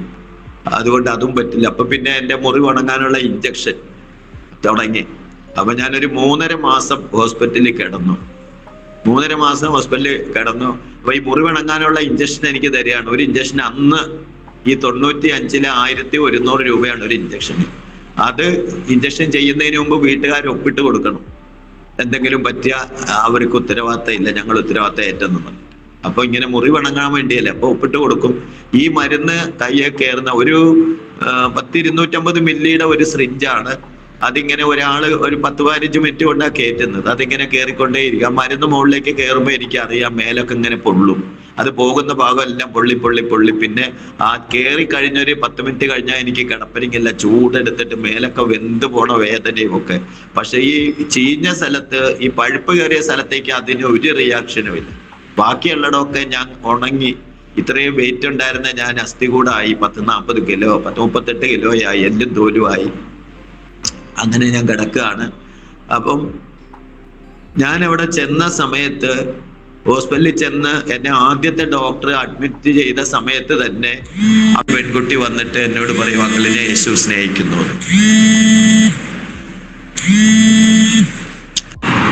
ഒരു പെണ്ണ് വന്നിട്ട്, ഒരു നഴ്സിംഗ് സ്റ്റുഡൻ്റ് ആണ്, എന്നോട് വന്ന് പറയും, അങ്കിളിനെ യേശു സ്നേഹിക്കുന്നു. അപ്പം ഞാൻ യേശു സ്നേഹിച്ചോട്ടെ, അതിനെന്താ, ഞാൻ എതിരൊന്നും പറയില്ല. ഞാൻ ഹോസ്പിറ്റലിലാണല്ലോ. ഒരു ചെറിയ പെൺകുട്ടി എൻ്റെ മനസ്സിൽ ഇപ്പോഴും ഉണ്ട്. ആ മോള് അന്ന് എങ്ങനെ ഇരുന്നു അതെപ്പോഴും ഇപ്പോഴും എൻ്റെ മനസ്സിലുണ്ട്. ആ മോൾ ഇങ്ങനെ വന്ന് പറയും. അപ്പൊ ഞാൻ കേൾക്കാത്ത പോലെ കിടക്കും. അങ്ങനെ ആഴ്ചകളായി. പിന്നെ ഇടയ്ക്കിടയ്ക്ക് ഒരാഴ്ച 2 ദിവസമൊക്കെ വരും, അങ്കിളിനെ യേശു സ്നേഹിക്കുന്നു, അങ്കിളിനെ യേശു സൗഖ്യമാക്കും എന്നൊക്കെ പറയും. ഇത്രേ പറയുള്ളൂ. അങ്ങനെ എൻ്റെ കാര്യം പ്രശ്നമായി. ഈ വയറൊക്കെ പൊട്ടി പഴുപ്പ് കയറി, പിന്നെ സ്റ്റിച്ച് ഇടാൻ പറ്റുന്നില്ല. ഈ വയറ്റിൽ കിടന്ന ബ്ലഡും എല്ലാം ഒഴുകിപ്പോയി കഴിഞ്ഞപ്പോൾ എൻ്റെ ശരീരത്തിൽ നിന്ന് പ്രഷർ എല്ലാം, ബ്ലഡൊക്കെ നിന്നു. പിന്നെ പച്ചവെള്ളം ഇങ്ങനെ ഒഴുകണം, ഒരു തരം വെള്ളം മാത്രമേ ഒഴുകണം. അങ്ങനെ ഒഴുകി എൻ്റെ പുറത്തൊക്കെ തൊലിയൊക്കെ പൊളിഞ്ഞ് കുരുക്കളൊക്കെ ഉണ്ടായി. മേല് മുഴുവൻ അതിനെ എട്ടുകാലി പോലത്തെ പേന്, കുഞ്ഞ് പേനൊക്കെ പിടിച്ച് വളരെ പ്രശ്നമായി. അപ്പോ ഞാന് ഈ മേലൊക്കെ ചൊറിയണോ എനിക്ക്, പക്ഷെ ചൊറിഞ്ഞാൽ എനിക്ക് നീറ്റിലും വേദന ഉണ്ടാവും, നീരുള്ളത് കൊണ്ട്, ഭയങ്കര നീരാ. അതുകൊണ്ട് 2-3 കോൾ ഇങ്ങനെ വന്നുകൊണ്ടിരിക്കുക, സോറി. അപ്പം ഈ നീരുള്ളത് കൊണ്ട് ചൊറുകാനും പറ്റത്തില്ല. എൻ്റെ അടുത്ത് എൻ്റെ തലയ്ക്കൽ എൻ്റെ ഒരു ചേച്ചി, അമൃതവാണി എന്ന് പറയുന്ന ചേച്ചി എൻ്റെ തലയ്ക്കൽ ഇരിക്കുകയാണ്. വൈഫിൻ്റെ അമ്മ അടുത്തിരിപ്പുണ്ട്. ഒരു ചേട്ടനുണ്ട് അപ്പുറം നിൽക്കുന്നുണ്ട്. പക്ഷെ ആർക്കും ഒന്നും എന്നെ ഹെൽപ്പ് ചെയ്യാൻ, ഞാൻ ദയനീയമായാലും ചൊറുകി തരാൻ പറ്റില്ല, ഒന്നിനും പറ്റില്ല. എനിക്ക് കിടക്കാനും വയ്യ, മുതുകൊക്കെ നീട്ടി എടുത്തിട്ട് ഒരു സൈഡിൽ ഇങ്ങനെ പൊട്ടിക്കിടക്കണത് കൊണ്ട് അതൊരു പേടി എൻ്റെ ഉള്ളിൽ. എൻ്റെ ധാരണ എൻ്റെ വയറ്റിലെ എല്ലാ അവയവങ്ങളും ആ പൊട്ടിക്കിടക്കണത്തോടി വെളിയിൽ ചാടിപ്പോവും. അങ്ങനെ പേടിച്ച് ആദ്യ കയറി കിടക്കുക. അപ്പോഴാണ് ഈ മോള് വന്ന് പറയണത്, അങ്കിളിനെ യേശു സ്നേഹിക്കുന്നു. പിന്നെ അങ്ങനെ എല്ലാവരും, ഞാൻ ഇനി ഒരു പ്രാവശ്യം കൂടെ സ്റ്റിച്ച് ഇടാൻ നോക്കിയിട്ടും സ്റ്റിച്ച് ആകെ പൊട്ടിപ്പോവുക. അപ്പൊ പിന്നെ ഡോക്ടർ കൈവിട്ട പോലെ, ഈ ഇഞ്ചക്ഷനൊക്കെ ചെയ്തിട്ട് മുറിവ് ഉണങ്ങണില്ല. ഞാൻ കരിഞ്ഞ് കറുത്തു കരിവാളിപ്പായി എൻ്റെ മേല് മുഴുവൻ.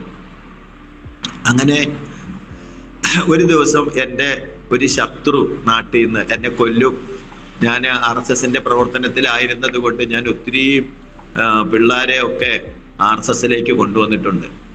അപ്പൊ അതിന് എതിരുള്ള പാർട്ടിയിലെ ആൾക്കാർ ഒരു ദിവസം ഒരാൾ എന്നോട് പറഞ്ഞ്, നാദേശ്വര നിന്റെ ഇറച്ചിക്കകത്ത് ഞാൻ മണ്ണ് കയറ്റു. ആ ആള് എന്നെ ഭയങ്കര ദേഷ്യമായിരുന്നു. ആ ആൾ എന്നെ കാണാൻ വേണ്ടി വന്നു. കുന്നംകുളത്തുള്ളതാണ് അദ്ദേഹം ഹോസ്പിറ്റലിൽ എന്നെ കാണാൻ വന്നപ്പോൾ എനിക്ക് അത്ഭുതമായി. ഒരു ശത്രു. എന്നിട്ട് പുള്ളി എന്നോട് പറയണത്, നാദേശ്വര നീ എപ്പോഴും ദൈവമേ എന്നും പറഞ്ഞ് അമ്പലത്തിൽ പോകുന്ന ആളല്ലേ, നിന്നെ ദൈവം കൈവിടില്ല, നീ മരിക്കില്ല. എന്നെ കെട്ടിപ്പിടി, എൻ്റെ അടുത്ത് വന്ന ദുർഗന്ധാണ്. എൻ്റെ അടുത്ത് ആരും വരാറില്ല. എന്നെ വാർഡിൽ നിന്ന് മാറ്റി ഒറ്റയ്ക്ക് കൊണ്ടുപോയി ഒരു കോർണറിൽ കിടത്തിയിട്ട് സ്ക്രീൻ വെച്ച് മറച്ചിരിക്കുക. അത്രയും മണം കാരണം ആൾക്കാരെ സമ്മതിക്കാതെ കംപ്ലൈന്റ് ഒക്കെ ചെയ്ത് എന്നെ മാറ്റിയത്. അപ്പൊ ഈ പുള്ളി എന്നെ വന്ന് കെട്ടിപ്പിടിച്ചു. എന്നിട്ട് നീ മരിക്കില്ല എന്നൊക്കെ പറഞ്ഞ് എനിക്ക് കുറച്ച് പൈസയും തന്നിട്ട് പോയി. അപ്പൊ എനിക്കിങ്ങനെ വെള്ളം ഒഴുകണത് ദുസ്സഹമായപ്പോ ഞാൻ എപ്പോഴും ഇങ്ങനെ നേറ്റൽ കൊണ്ട് കരഞ്ഞുകൊണ്ട് കിടക്കുമ്പോ എൻ്റെ ചേച്ചി, ഈ അങ്കിള് എന്നെ യേശു സ്നേഹിക്കുന്നു എന്ന് പറയുന്ന പെൺകുട്ടി വന്നപ്പോ അതിനോട് പറഞ്ഞു, എന്ത് ചെയ്യാൻ പറ്റുമോ, ഇവനെ എന്തെങ്കിലും ചെയ്യാൻ പറ്റുമോ, ഇങ്ങനെ വെള്ളം ഒഴുകണോണ്ട് അവന് ഭയങ്കര നീറ്റലാണ്, പിന്നെ മേലൊക്കെ ചൊറിച്ചിലാണ്, ഇപ്പൊ എന്താ ചെയ്യാൻ ഇവനെ എന്ന് ചോദിച്ചപ്പോ ആ മോളൊന്നും പറയാതെ പോയിട്ട് കുറെ നല്ല തിളച്ച വെള്ളം ഒരു സ്റ്റീലിന്റെ കുറ്റിക്കകത്ത് കൊണ്ടുവന്നു. എന്നിട്ടൊരു കൊടില് പോലത്തെ 2 സാധനങ്ങളും ഉണ്ട്. അതിങ്ങനെ ഈ തിളച്ച വെള്ളത്തില് ഈ കുറെ പഞ്ഞിയും കൊണ്ടുവന്നു. ഒരു എന്താ പറയാ, ഒരു ചാക്കിന്റെ തൊള്ളത്ര പോലെ കുറെ പഞ്ഞി കൊണ്ടുവന്നിട്ട് ഈ പഞ്ഞി കുറെ എടുത്തിട്ട് ഇങ്ങനെ ഈ വെള്ളത്തിൽ മുക്കി, ഈ തിളച്ച വെള്ളത്തിൽ മുക്കിയിട്ട് എൻ്റെ മേലെല്ലാം തുടച്ച്, എൻ്റെ വായൊക്കെ തുടച്ച്, എൻ്റെ വായൊക്കെ തുറക്കാതെ ആയിട്ട് മാസങ്ങളായിരുന്നു. ഇങ്ങനെ പല്ലും ചുണ്ടുമൊക്കെ പശ പിടിച്ചിരിക്കുക, ചുണ്ടൊക്കെ വരഞ്ഞ് പൊട്ടി. അതുപോലെ വായിക്കകത്തൊക്കെ ഒരുതരം പശപ്പാണ്. അതല്ല, ഈ മോള് ചൂടുവെള്ളം കൊണ്ട് ഈ പഞ്ഞി പിഴിഞ്ഞ് ആ വായ്ക്കകത്തൊക്കെ തുടച്ച്, പല്ലൊക്കെ തുടച്ച്, അതുപോലെ എൻ്റെ ചരിച്ച് ഈ മുതുകത്തൊക്കെ ഇങ്ങനെ ആ പഞ്ഞി കൊണ്ട് തുടച്ച്, പിന്നെ മേലൊക്കെ ചൂടുവെള്ളം കൊണ്ട് ഇങ്ങനെ കുറച്ച് വെള്ളം പിഴിഞ്ഞ് കളയാതെ തന്നെ ചൂടുള്ള വെള്ളം കൊണ്ട് മേലൊക്കെ ഇങ്ങനെ തുടച്ച്, അതിങ്ങനെ 2-3 ദിവസം അങ്ങനെ ചെയ്തപ്പോൾ ആ പടി ചൊറിച്ചിൽ മാറി, ആ പേനൊക്കെ ചത്തു. പിന്നെ എനിക്കൊരു എന്തോ ആ മോളോടൊരു ഭയങ്കര ഇഷ്ടം. അപ്പോ ഞാൻ ഒരു ദിവസം ചോദിച്ചു, അപ്പം മാസങ്ങൾ കടന്നുപോയി. ഞാനൊരു ദിവസം മോള് വന്നപ്പോ ചോദിച്ചു, മോളെ എനിക്ക് ജീവിക്കണം എൻ്റെ മക്കളുടെ കൂടെ കുറച്ച് ദിവസം കൂടെ, മോള് പറയണ യേശു എനിക്ക് ജീവൻ തരുമോ എന്ന് ചോദിച്ചു. അപ്പൊ മോൾ എന്നോട് പറഞ്ഞു, അങ്കിള് ചോദിക്കുന്ന ജീവനാണ് ഞാൻ പറയുന്ന യേശു. അങ്കിളിന്റെ ഉള്ളിലുണ്ട് യേശു, അത് തന്നെ ജീവൻ, അത് തന്നെ യേശു. പക്ഷെ അങ്കിളിന്റെ ഉള്ളിൽ യേശുവിന് ഇരിക്കാൻ പറ്റുന്നില്ല. അങ്കിളിന്റെ ഉള്ളിൽ നിന്ന് ജീവൻ പോകാൻ ആഗ്രഹം. അങ്കിളിന്റെ പാപം അങ്കിള് ദൈവത്തോട് പറഞ്ഞു ക്ഷമിക്കണേ എന്ന് പറയാം. പാപം അങ്കിളിന്റെ പാപമാണ്, അതുകൊണ്ട് അങ്കിള് മരിക്കൊന്നുമില്ല.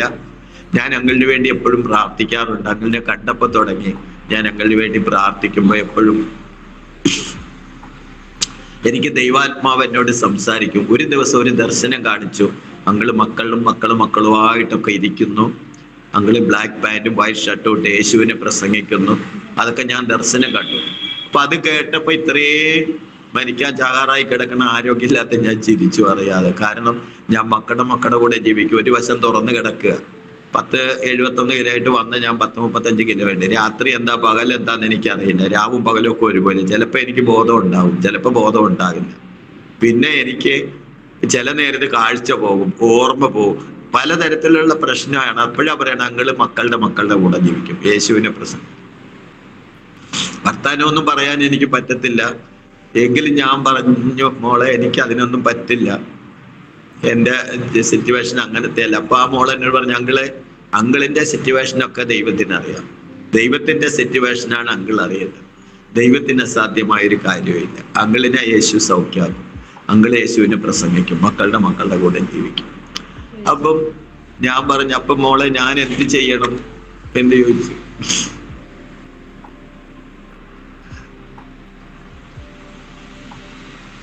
ഞാൻ അതിനെന്ത് ചെയ്യണമെന്ന് ചോദിച്ചപ്പോ ആ മോൾ എന്നോട് പറഞ്ഞു, അങ്കിളൊന്നും ചെയ്യണ്ട, അങ്കിൾ ഒരു കാര്യം ചെയ്താൽ മതി. അങ്കിളിന്റെ ഓർമ്മ വെച്ച നാള് മുതൽ ഇപ്പൊ വരെയുള്ള ദിവസങ്ങളെ ദൈവത്തിന് ഇഷ്ടമില്ലാത്ത വല്ലതും ചെയ്തോ കാണുകയോ കേൾക്കോ പറയുകയോ ഒക്കെ ചെയ്തെങ്കിൽ അത് യേശുവിനോട് പറയും, എന്നോട് ക്ഷമിക്കണമേ, യേശുവിന്റെ രക്തം കൊണ്ട് എന്നെ ഒന്ന് കഴുകണമേ. അങ്ങനെ യേശുവിനോട് പറയാൻ കുറെ കാര്യങ്ങൾ പറഞ്ഞു തന്നപ്പോ അത് ഞാനിങ്ങനെ പറയാൻ തുടങ്ങിയപ്പോ എന്നോട് പറഞ്ഞു, അങ്ങനെ പറയണ്ട, കണ്ണടച്ചിട്ട് പറഞ്ഞാൽ മതി, ആരും കേൾക്കണ്ട, അങ്കിള് മാത്രം ദൈവം അറിഞ്ഞാൽ മതി, മനസ്സുകൊണ്ട് പറഞ്ഞാൽ മതി.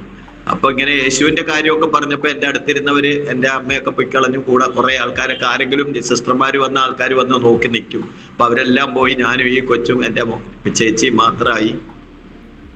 അപ്പം കുറെ കഴിഞ്ഞപ്പോ ഈ ചേച്ചി മാറിപ്പോയി.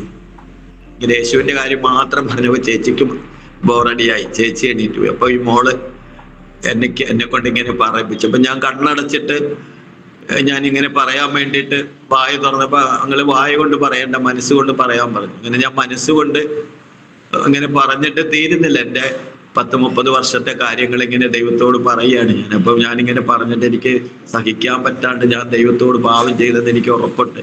അപ്പൊ അതെല്ലാം എൻ്റെ മനസ്സിൽ വന്ന് എനിക്ക് നിയന്ത്രിക്കാൻ പറ്റാണ്ട് ഞാൻ കരഞ്ഞ്.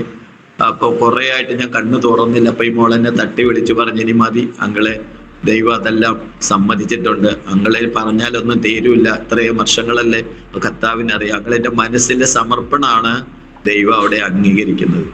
അതുകൊണ്ട് അങ്ങൾ ഒരു കാര്യം ചെയ്താൽ മതി, ഇനി ഞാൻ അങ്ങനത്തെ ആളല്ല, ഞാൻ യേശുവിന് വേണ്ടി ജീവിക്കും. അതെല്ലാം പറഞ്ഞു തന്നു. അങ്ങനെ മോള് പറഞ്ഞ പോലെ ഞാൻ പ്രാർത്ഥിച്ചു. ഈ പഞ്ഞി ഈ മോള് വെച്ചതിന്റെ ശേഷം പിന്നെ ഈ പഞ്ഞി വെച്ചപ്പോ എനിക്ക് സന്തോഷമായി. ഈ പഞ്ഞി ഇങ്ങനെ എൻ്റെ ഈ പൊട്ടിയ സ്ഥലത്ത് കുറെ വെക്കും, കുറച്ച് കഴിയുമ്പോൾ അത് എടുത്ത് കളയും, പിന്നെയും അതിങ്ങനെ ഉണങ്ങും, നനയുമ്പോൾ വെച്ച് കുറച്ച് കഴിയുമ്പോൾ നനയും, അപ്പൊ വീണ്ടും പഞ്ഞി വെക്കും. അങ്ങനെ ആൾക്കാർ കളക്ഷൻ ചെയ്ത് പിരിവൊക്കെ എടുത്ത് പഞ്ഞി മേടിച്ച് ഇങ്ങനെ ബണ്ടൽ കണക്കിന് തരും. ഒരു ദിവസം ഒരു ബണ്ടലൊക്കെ ഉപയോഗിക്കും ഈ നനവ് മാറാൻ വേണ്ടി. അങ്ങനെ എനിക്ക് ആ പുറത്തൊക്കെ ഇങ്ങനെ ചൊറിച്ചിലും വേദനയൊക്കെ കുറഞ്ഞ് ഈ മോള് അന്ന് രാത്രി ഇങ്ങനെ എന്നോട് സുശേഷം പറഞ്ഞ് പ്രാർത്ഥിച്ച് പോയി. ആ പോയ നേരത്ത് പഞ്ഞി വെച്ചു. പിന്നെ അത് കഴിഞ്ഞ് ഞാൻ കിടക്കണേന്റെ എല്ലാവരും കിടക്കാൻ നേരത്ത് അതുവരെ ഇടയ്ക്കിടയ്ക്ക് പഞ്ഞി വെച്ചു. രാത്രി കൂടെ ഉള്ളവരൊക്കെ ഉറങ്ങണ നേരത്ത് പഞ്ഞി വെച്ചു. പക്ഷെ രാത്രി അതിന്റെ ശേഷം ഇവരൊക്കെ ഉറങ്ങിപ്പോയി. ഞാനും സാധാരണ പോലെ സാധാരണ കണ്ണും തുറന്ന് അടുത്ത വാർഡിൽ നിന്നൊക്കെ അച്ഛൻ മരിച്ച, അമ്മ മരിച്ച, അയ്യോ അച്ഛ അപ്പച്ച എന്നൊക്കെ കരയണത് കേട്ടാൽ ഞാൻ കിടക്കണേ. പക്ഷെ അന്ന് രാത്രി ഞാനതൊന്നും അറിഞ്ഞില്ല. എന്റെ കൂടെയുള്ളവര് രാത്രി ഉറക്കമൊഴിഞ്ഞൊക്കെ ഇരുന്നിരുന്ന് അവരും ഉറങ്ങി. ദൈവം അവരെ എല്ലാം ഉറക്കി, ഞാനും ഉറങ്ങി. രാത്രി ഏതോ ഒരു സമയത്ത്, ഏത് ടൈമെന്ന് പറയാൻ പറ്റില്ല, ഞാനിങ്ങനെ ഉറങ്ങുമല്ല ഉണർന്നിട്ടും അല്ലാത്തൊരു അനുഭവത്തിലേക്ക് എത്തി. ആ സമയത്ത് എന്റെ മേത്തിട്ടിരിക്കുന്ന ഡ്രസ് ഒരു വൈറ്റ് തുണിയാണ് എന്നെ പുതച്ചിരിക്കുന്നത്. ആ തുണിക്ക് ഭയങ്കര വൈറ്റ് കളർ. ഞാൻ ഇങ്ങനെ കാണുക, എന്റെ കണ്ണ് തുറന്നിട്ടില്ല, പക്ഷെ ഞാൻ കാണും എന്റെ കഴുത്തിന് കീഴ്പോട്ട് എന്റെ തുണി ഇങ്ങനെ നല്ല പ്യൂർ വൈറ്റ് വെട്ടി തിളങ്ങണ്. വെറും തുണി പോലല്ല, അദ്ദേഹം ഇങ്ങനെ ലൈറ്റ് പൊങ്ങി വരുന്ന പോലെ എല്ലാ ഭാഗത്തും. അങ്ങനെ കണ്ടു ഞാൻ. പിന്നെ അത് കഴിഞ്ഞിട്ട് പിന്നെ എനിക്ക് എന്റെ മുറിവുള്ള സ്ഥലത്ത് ഇങ്ങനെ ആരുടെയോ കൈ ഇങ്ങനെ തടങ്ങി പോവുക. എന്തോ അവിടെ ഒരു ഇഴയണ പോലെ എങ്ങനെ തോന്നി. പിന്നെ എനിക്കൊന്നും ഓർമ്മയില്ല. പിന്നെ നേരം വെളുത്തു. 10-10:30 ആയിട്ടും ഞാനും എണീറ്റില്ല. അപ്പുറം ഇപ്പുറം ചേച്ചിയും അമ്മയൊക്കെ ഉണ്ട്, അവരും എണീറ്റില്ല. അവരും ഒക്കെ ക്ഷീണിച്ച് മാസങ്ങളായിട്ട് ഉറങ്ങാതെ കിടക്കുക. അപ്പം ഈ അപ്പുറം ഇപ്പുറമുള്ള ആൾക്കാർ രാവിലെ എണീറ്റ് ചായയും കാപ്പിയും ഒക്കെ മേടിക്കാൻ തുരുന്നില്ല. അപ്പോൾ പക്ഷെ ഞങ്ങളിങ്ങനെ ഒരു മൂലയിലായി. മണം കാരണം മാറ്റി കിടത്തിരിക്കുന്നതുകൊണ്ട് അങ്ങോട്ടൊന്നും ആരും വന്ന് കുശലം പറയുമൊന്നും ഇല്ല. എന്താ എണീക്കാത്തൊന്നും ചോദിക്കില്ല, ആരും വിളിച്ചുമില്ല. അപ്പൊ ഈ കിടക്കാൻ നേരത്തെ എന്നെ എങ്ങനെയാ പുതപ്പിച്ച് കിടത്തണമെന്ന് ഡോക്ടേഴ്സ് കണ്ടിട്ടില്ല അന്ന്. അപ്പൊ ഈ ഫാനൊക്കെ അപ്പുറം ഇപ്പുറം ഇടുമ്പോ ഞാൻ വിറയ്ക്കാതിരിക്കുക, എന്റെ തലയെല്ലാം മൂടിക്കെട്ടും. അപ്പൊ എന്നെ മൂടിക്കെട്ടി കിടത്തിയിരിക്കുന്നത് കണ്ടിട്ടാണ് ഡോക്ടേഴ്സ് വരുന്നത്. ഡോക്ടർമാര് തിയേറ്ററിൽ പോകാൻ വേണ്ടി വരുന്ന വഴി ഈ സ്ക്രീൻ മാറ്റി നോക്കി. എല്ലാ ദിവസവും എന്നെ നോക്കിയിട്ടേ ഉള്ളൂ. അന്ന് നോക്കിയപ്പോ ഞാൻ ഇങ്ങനെ കിടക്കുക. അപ്പൊ ഇവര് വിചാരിച്ച് ഞാൻ മരിച്ചുപോയി, വീട്ടുകാർ വിഷമിച്ച് കിടക്കുകയാണ്. അങ്ങനെ ഈ ഡോക്ടർ വന്ന് എന്നെ 2 അടി അടിച്ചു എന്റെ തൊടയില്. നാദേശ്വരൻ ജീവനുണ്ടോ എന്ന് നോക്കിയത്. പെട്ടെന്ന് ഞാൻ ചാടി എണീറ്റു. ഈ സൈഡ് ഇങ്ങനെ മുറിഞ്ഞു കിടക്കുക, മാസങ്ങളായി മലർന്ന് തന്നെ ഇങ്ങനെ കിടക്കുക, പൊങ്ങാൻ പറ്റില്ല, ശരീരം ഇളകാൻ പറ്റില്ല. എന്റെ ഈ മുറിവുള്ള ആ ഏരിയയുടെ ആ സൈഡിൽ കൂടെ ആൾക്കാർ വഴിയൊക്കെ നടന്ന എനിക്ക് ഭയങ്കര വേദന, ഒരു അസ്വസ്ഥതയൊക്കെ വരും. അങ്ങനെയായിരുന്നു. പക്ഷെ ഡോക്ടർ വന്നിങ്ങനെ തട്ടിയപ്പോ ഞാൻ ചാടി എണീറ്റ് ഞാൻ ചരിഞ്ഞ അതിലെ കൂടെ കുടലും പണ്ടൊക്കെ വെളിയിൽ പോകുമെന്നാണ് ഞാൻ വിചാരിച്ചിരുന്നത്. പക്ഷെ ഈ ഡോക്ടർ വന്ന് തട്ടിയപ്പോ ഞാൻ എണീറ്റു അറിയാതെ. ഇതെല്ലാം ഞാൻ മറന്നുപോയി. അപ്പൊ ഡോക്ടറിനും അത്ഭുതം. ഡോക്ടർ വേഗം ഒരു കൈ കൊണ്ട്, അപ്പു തോമസ് എന്നാണ് ഡോക്ടർ പേര്, എന്നെ ഒരു കൈ കൊണ്ട് താങ്ങി നിലത്തേക്ക് നിർത്തി. എന്നിട്ട് ഒരു മേത്ത് പുതച്ചിരുന്ന തുണിയെടുത്ത് എന്റെ കഴുത്തിലോട്ട് കെട്ടി. കഴുത്തെ കെട്ടിയിട്ട് ഡോക്ടർ എന്നെ കൈ പിടിച്ച് മാറ്റി നിർത്തിയിട്ട് നോക്കി. അപ്പൊ എനിക്ക് നിൽക്കാം, വണ്ണമൊന്നും വെച്ചില്ല, എന്ത് തന്നെയാ, പക്ഷെ എനിക്ക് നിൽക്കാൻ പറ്റുന്നുണ്ട്. എനിക്ക് ഒരു ബലം വന്നു. അപ്പൊ ഡോക്ടർ വേഗം ഈ തുണി മാറ്റിയിട്ട് നോക്കി. അപ്പൊ ഈ പഞ്ഞി വെച്ചിങ്ങനെ എല്ലാ ദിവസവും പഞ്ഞി വെച്ചാൽ ഒഴുകിപ്പോകും, നനഞ്ഞു പോകും. പക്ഷെ അന്ന് ആ കിടക്കാൻ നേരത്ത് വെച്ച പഞ്ഞിയിൽ ഒരു തുള്ളി വെള്ളമില്ല. ആ പഞ്ഞിയുടെ ആ മുറിവിന്റെ അത്രയും നീളത്തില് ഒരു ചുവന്ന വര, റെഡ് കളറിലെ ഒരു ലൈൻ ഇങ്ങനെ കാണുക. എന്ന് പറഞ്ഞാൽ ഒരു ബ്ലഡ് എന്ന് പറഞ്ഞ ആ ഏരിയയിൽ ഉണ്ടായിരുന്നില്ല. അവിടെ ആ മഞ്ഞ നിറത്തിൽ ഇങ്ങനെ ഇപ്പൊ പൊടിഞ്ഞു പോണ മാംസമായിരുന്നു 2 സൈഡിൽ നിന്നുള്ള. അവിടെ ഇങ്ങനെ ഇത് ചോപ്പ് വരും. അത് കണ്ടപ്പോഴേ ഡോക്ടർ പറഞ്ഞു, അപ്പു തോമസ് പറയുകയാണ്, ഇത് കണ്ടിട്ട് അത് എടുക്കാൻ പറ്റുന്നില്ല, പഞ്ഞി ഇങ്ങനെ ഒട്ടിപ്പിടിച്ചിരിക്കുക. മറ്റതിങ്ങനെ വെള്ളത്തിൽ നിന്ന് എടുക്കണ പോലെ എടുക്കണതാണ്. അപ്പൊ ഡോക്ടർ അത് വലിച്ചു നോക്കി കിട്ടാതെ ആയി. ഇത് കണ്ടപ്പോഴേ ഡോക്ടർ പറഞ്ഞു, നാദേശ്വര ഒരു മിറാക്കിൾ നടന്നിട്ടുണ്ട്, നാദേശ്വരനെ ദൈവം സൗഖ്യമാക്കി. അപ്പൊ തന്നെ പറഞ്ഞു. അങ്ങനെ അത് എടുക്കാൻ നോക്കിയിട്ട് കിട്ടുന്നില്ല. അപ്പോഴേക്കും ആൾക്കാരൊക്കെ വാടി കിടക്കണവരൊക്കെ വന്നു, സ്ക്രീനൊക്കെ എടുത്തു മാറ്റി എല്ലാ ആൾക്കാരും വന്നു. ഞാനിങ്ങനെ നിൽക്കണ കണ്ടപ്പോൾ ആൾക്കാർക്കൊക്കെ അത്ഭുതമായി. അങ്ങനെ എന്നെ തിയേറ്ററിൽ കൊണ്ടുപോയി സ്റ്റിച്ച് ഇടാൻ വേണ്ടിയിട്ട്. കാരണം സ്റ്റിച്ച് ഇടാതെ തന്നെ പോകാമെന്ന് ഡോക്ടർ പറഞ്ഞു, അപ്പു തോമസ്. അവിടെ വേറെ ഇവരുടെ തന്നെ യൂറോളജി വിഭാഗത്തിലെ വേറെ ഒരു ഡോക്ടർ ഉണ്ട്. ആ ഡോക്ടർ പറഞ്ഞു സ്റ്റിച്ച് ഇടണമെന്ന്. കാരണം ഇതിന് നേരത്തെ ഇവരെന്നെ തിയേറ്ററിൽ കൊണ്ട് പഠിക്കുന്ന ഡോക്ടർമാർ കൊണ്ടുപോയിട്ട് യൂറിന്റെ ട്യൂബ് ഇട്ട് പഠിക്കുമായിരുന്നു. അങ്ങനെ ഒരു ദിവസം ട്യൂബ് ഇട്ടിട്ട് അത് എടുക്കാൻ പറ്റാണ്ട് ഒത്തിരി കോംപ്ലിക്കേറ്റഡ് ആയി. എനിക്ക് ഒത്തിരി പ്രയാസങ്ങളൊക്കെ ഉണ്ടായത്. അന്ന് ആ ഡോക്ടർ നൈറ്റ് ഡ്യൂട്ടിക്കുള്ള സമയത്ത് വലിയ പ്രശ്നം ഉണ്ടായതായിരുന്നു. അപ്പൊ അതുകൊണ്ട് ആ ഡോക്ടർ പറഞ്ഞു സ്റ്റിച്ച് ഇടാതെ വിടാൻ പറ്റില്ല, നിങ്ങൾ കുറെ നാളായി ഒരു പാവപ്പെട്ട മനുഷ്യന്റെ ശരീരം ഇട്ടുണ്ട് ഈ കളിക്കുന്നത്, ഞാൻ മെഡിക്കൽ ഡിപ്പാർട്ട്മെന്റിന് കംപ്ലൈന്റ് ചെയ്യൂ എന്നൊക്കെ പറഞ്ഞു. അപ്പൊ പിന്നെ ഈ അപ്പു തോമസ് പറഞ്ഞു പ്രശ്നമാണ്, സ്റ്റിച്ച് ഇടാതെ പറ്റില്ല. എന്നോട് പറഞ്ഞു, നാദേശ്വര അനസ്തേഷ്യ ചെയ്യാനുള്ള ആരോഗ്യം ഇല്ല. അന്ന് ഓപ്പറേഷൻ ചെയ്ത് സ്റ്റിച്ച് ഇട്ടത് അനസ്തേഷ്യല്ല. ഇവര് പറയുന്ന പോലെ സ്റ്റിച്ച് ഇട്ടാൽ നാദേശ്വരൻ വേദന അനുഭവിക്കേണ്ടി വരും. എന്തായാലും നമുക്ക് നോക്കാന്ന് പറഞ്ഞു. കോട്ടയം മെഡിക്കൽ കോളേജില്. എന്തോ ഏത് സ്ഥലം? അല്ല, ഈ നമ്മുടെ പതിരയ്ക്ക്, ഈ നമ്മുടെ നട്ടെല്ലിന്റെ അരക്കെട്ടിന്റെ മുകളിൽ പതിരയ്ക്ക് ഓ, ഓക്കെ. ലെഫ്റ്റ് സൈഡില്. അപ്പൊ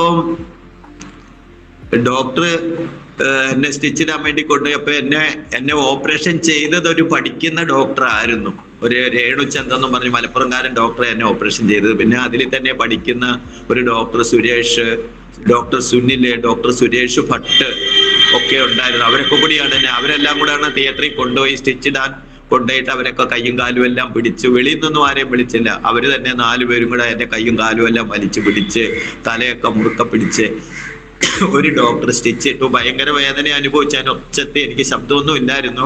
പക്ഷെ ആ സമയത്ത് എനിക്ക് ശബ്ദം വന്ന് ഞാൻ അലറി കരഞ്ഞു. അങ്ങനെ സ്റ്റിച്ച് ഇട്ട് ഞാനാകെ ശരീരം മുഴുവൻ വിശർത്ത് വെള്ളം ഇങ്ങനെ ഒഴുകാണ്, വേദന സഹിക്കാതെ. പക്ഷെ ദൈവമാണല്ലോ എന്നെ സൗഖ്യമാക്കിയത്. പക്ഷെ എനിക്ക് ഒരു അരമണിക്കൂർ കഴിഞ്ഞപ്പോഴേക്ക് അതിനൊക്കെ മാറ്റം വന്നു. ശരീരത്തിൽ നിന്ന് വേദന ഉണ്ട് എങ്കിലും സഹിക്കാവുന്ന പരിമിതിയിലേക്ക് വന്നു. അപ്പം ഡോക്ടർ പറഞ്ഞു, ഞങ്ങൾക്ക് ഇന്ന് 3-4 പേഷ്യൻസ് ഉണ്ട്, ഓപ്പറേഷൻ ചെയ്യണം. ഇപ്പൊ നാദേശ്വരൻ ഇവിടെ കിടന്നോ, എന്നിട്ട് ഇപ്പൊ വാർഡിലേക്ക് ഞങ്ങൾ കൊണ്ടുപോകുന്നില്ല. എന്നെ ഒരു സൈഡിൽ കിടത്തിക്കൊണ്ട് 2 തിയേറ്ററിൽ 2 ടേബിളിൽ അവർ ഓപ്പറേഷൻ ചെയ്തുകൊണ്ടിരിക്കുകയാണ്. എല്ലാം കഴിഞ്ഞ് അവർ എൻ്റെ അടുത്ത് വന്നു. ഇപ്പൊ എനിക്ക് കിടക്കണോടത്ത് ഫാനൊക്കെ വെച്ച് തന്നിരിക്കുകയാണ്, ടേബിൾ ഫാനൊക്കെ വെച്ച് കിടത്തി. അവരെൻ്റെ അടുത്ത് വന്നിട്ട് പറഞ്ഞു, നാദേശ്വരൻ ഇനി ഒരു ട്രീറ്റ്മെന്റും വേണ്ട, ദൈവം സൗഖ്യമാക്കിയിരിക്കുകയാണ്. നാദേശ്വരൻ ഇവിടുത്തെ വാർഡിലൊക്കെ പോയിട്ട് ഇതുപോലെയുള്ള രോഗികളുണ്ട്, ഞാൻ കൊണ്ടുപോകാം, ഞങ്ങൾ കൂടെ വരാം, അവരോടൊക്കെ പോയി പറയണം, പ്രാർത്ഥിക്കണമെന്ന്, അപ്പൊ ദൈവം സൗഖ്യമാക്കുന്നു. അപ്പൊ നല്ലൊരു ഡോക്ടറാണ്, അല്ലെങ്കിൽ അങ്ങനെ പറയില്ലല്ലോ. ഇങ്ങനെ ഡോക്ടർ എന്നെ കുറെ നിർബന്ധിച്ചു ഇങ്ങനെ പോകാൻ വേണ്ടി. പക്ഷെ എന്റെ ബുദ്ധിമോശം കൊണ്ട് ഞാൻ പറഞ്ഞു, ഞാൻ ഇപ്പം വരില്ല, എനിക്ക് അങ്ങനെയാണ്, എനിക്ക് എൻ്റെ മക്കളെ കാണാൻ, എൻ്റെ മക്കൾ എൻ്റെ പ്രാണനാണ്. ഞാൻ ജീവൻ തിരിച്ചു മേടിച്ചത് തന്നെ എൻ്റെ മക്കൾക്ക് വേണ്ടിയിട്ടാണ്. എനിക്ക് സ്വർഗത്തിൽ പോകണം പ്രത്യാശ, അതൊന്നുമല്ല എൻ്റെ തലയിൽ കയറിയത്, മക്കളുടെ കൂടെ ജീവിക്കാമല്ലോ. അങ്ങനെ ഡോക്ടർ ഇങ്ങനെ പറഞ്ഞപ്പോ എനിക്ക് എൻ്റെ മക്കളെ കാണണം, അവരെ കൂടാതെ എനിക്ക് അവരെ കാണാതിരിക്കാൻ പറ്റില്ല. അതുകൊണ്ട് ഡോക്ടർ എന്നെ വിടണം, ഞാൻ പൊക്കോളാം. എൻ്റെ ഈ ആരോഗ്യസ്ഥിതിയൊന്നും എനിക്ക് പ്രശ്നമില്ല, എനിക്ക് എൻ്റെ മക്കളെ കാണണം. ഞാൻ അവരെ കണ്ടിട്ട് 3.5 മാസമായി. അപ്പം കുറെ നിർബന്ധിച്ചപ്പോ കൂടെയുള്ള ഡോക്ടേഴ്സ് പറഞ്ഞു, ഞാൻ പറഞ്ഞു ഞാൻ പോയിട്ട് വേഗം വരാം, അവരെ കണ്ടിട്ട് ഞാൻ വേഗം വന്നോളാന്ന്. അപ്പൊ കൂടെയുള്ള ഡോക്ടേഴ്സ് പറഞ്ഞു, എന്നാൽ ഡോക്ടർ ഒരു കാര്യം ചെയ്യും, ഒരു ഡിസ്ചാർജ് കൊടുക്കുക, എന്നിട്ട് 10 ദിവസം കഴിഞ്ഞ് വന്നോട്ടെ. അപ്പോഴേക്കും ഡോക്ടർ പറഞ്ഞ, ഒരു കാര്യം ചെയ്യും, 1 മാസം കഴിഞ്ഞ് വന്നാൽ മതി, ഒരു ചെക്കപ്പ് ഉണ്ട്, ഇപ്പൊ വന്നാൽ മതി, ഇപ്പൊ പൊക്കോന്നും പറഞ്ഞു. അപ്പൊ തന്നെ പേര് വെട്ടി. ഈ കിടന്ന ഞാൻ അന്ന് ട്രെയിനിൽ കയറി, കാറില് ടാക്സിയില് റെയിൽവേ സ്റ്റേഷനിൽ പോയി കോട്ടയത്ത്, അവിടെ നിന്ന് ഒരു ട്രെയിനിൽ കയറി ഗുരുവായൂർ വന്ന് ഇറങ്ങി, ഗുരുവായൂരിൽ നിന്ന് ഒരു ടാക്സി വിളിച്ച് വീട്ടിൽ പോയി. പിന്നെ കോട്ടയം മെഡിക്കൽ കോളേജിലേക്ക് ഞാൻ പോയിട്ടില്ല. എനിക്ക് ഹോസ്പിറ്റലിലൊക്കെ പേടിയായി പോയി. ഗുളിക കാണുമ്പോൾ ഛർദ്ദിക്കാൻ വരും, ഹോസ്പിറ്റലിൽ കാണുമ്പോൾ പേടി, അങ്ങനെ ഞാൻ പോയില്ല. പക്ഷേ നാട്ടിൽ വന്നോ കർത്താവിനെ സൗഖ്യമാക്കിയതൊക്കെ മറന്നു.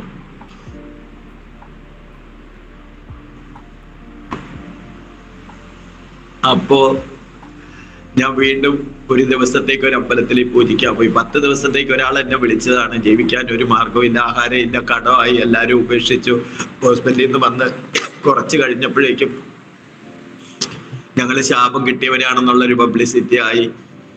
ആരെയും കണി കാണാൻ സമ്മതിക്കില്ല, നേരം വെളുത്തെടീറ്റ് ആൾക്കാർ ചീത്ത വിളിക്കും, കണി കാണാൻ കൊള്ളില്ല എന്ന് പറഞ്ഞിട്ട്. ആഹാരമൊന്നുമില്ല. പിന്നെ ഞങ്ങളുടെ വീടിന് തീ പിടിച്ചു. വീടിന് തീ പിടിച്ചിട്ട് എനിക്ക് കുറച്ച് പൊള്ളലൊക്കെ ഉണ്ടായി. അമ്മയ്ക്ക്, ഞങ്ങളെ ഹെൽപ്പ് ചെയ്യാൻ നിന്ന അമ്മയ്ക്ക് തീപ്പൊള്ളൽ കൂടുതലായിരുന്നു. അപ്പൊ അമ്മ പിന്നെ ഹോസ്പിറ്റലിൽ നിന്ന് പേര് വിട്ടിട്ട് നേരെ അവരുടെ ആൾക്കാരെ വീട്ടിലേക്ക് പോയി. ഇതുവരെ ഞങ്ങളെ തിരിഞ്ഞു നോക്കിയിട്ടില്ല. ഭയങ്കര ദേഷ്യമൊക്കെ ആയി. അങ്ങനെ വീണ്ടും ഉണ്ടായിരുന്നതിനേക്കാളും അരിഷ്ടതയിലായി. വീട് കത്തിക്കഴിഞ്ഞപ്പോൾ ആൾക്കാർക്കൊക്കെ ഞങ്ങൾ ശാപം കിട്ടിയാന്ന് ഉറപ്പായി. പിന്നെ വെള്ളം പോലും കിട്ടാനില്ല. കൂട്ടുകാരൊക്കെ ഉപേക്ഷിച്ചു, എല്ലാവരും ഉപേക്ഷിച്ചു. ബന്ധക്കാരും മിത്രങ്ങളും എൻ്റെ സഹോദരങ്ങളും ആരും തിരിഞ്ഞു നോക്കിയില്ല.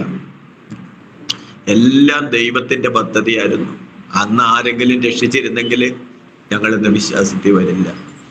വീണ്ടും അവിടുന്ന് എറണാകുളത്തെ എടപ്പള്ളി എന്ന് പറയുന്ന ഒരു സ്ഥലത്ത് ഒരു കാർമെന്റ് സ്കൂളിന്റെ അടുത്ത് ഒരു ചെറിയൊരു ജോലി കിട്ടി. ഒരു സ്കൂളിൽ എനിക്ക് എന്ന് പറഞ്ഞാൽ ജോലിയൊന്നും ചെയ്യാൻ വയ്യ. കിട്ടിയ ജോലി ആൾക്കാർ പരിഹസിക്കുന്നതാണ്. വാച്ച്മാനാണ്. വാച്ച്മാന്റെ യൂണിഫോം ഒക്കെ ഇട്ട് രാത്രി മാത്രം, സ്കൂള് അടച്ച സമയത്ത്, മാർച്ചിൽ എക്സാം കഴിഞ്ഞ് സ്കൂൾ അടച്ച സമയത്താണ്.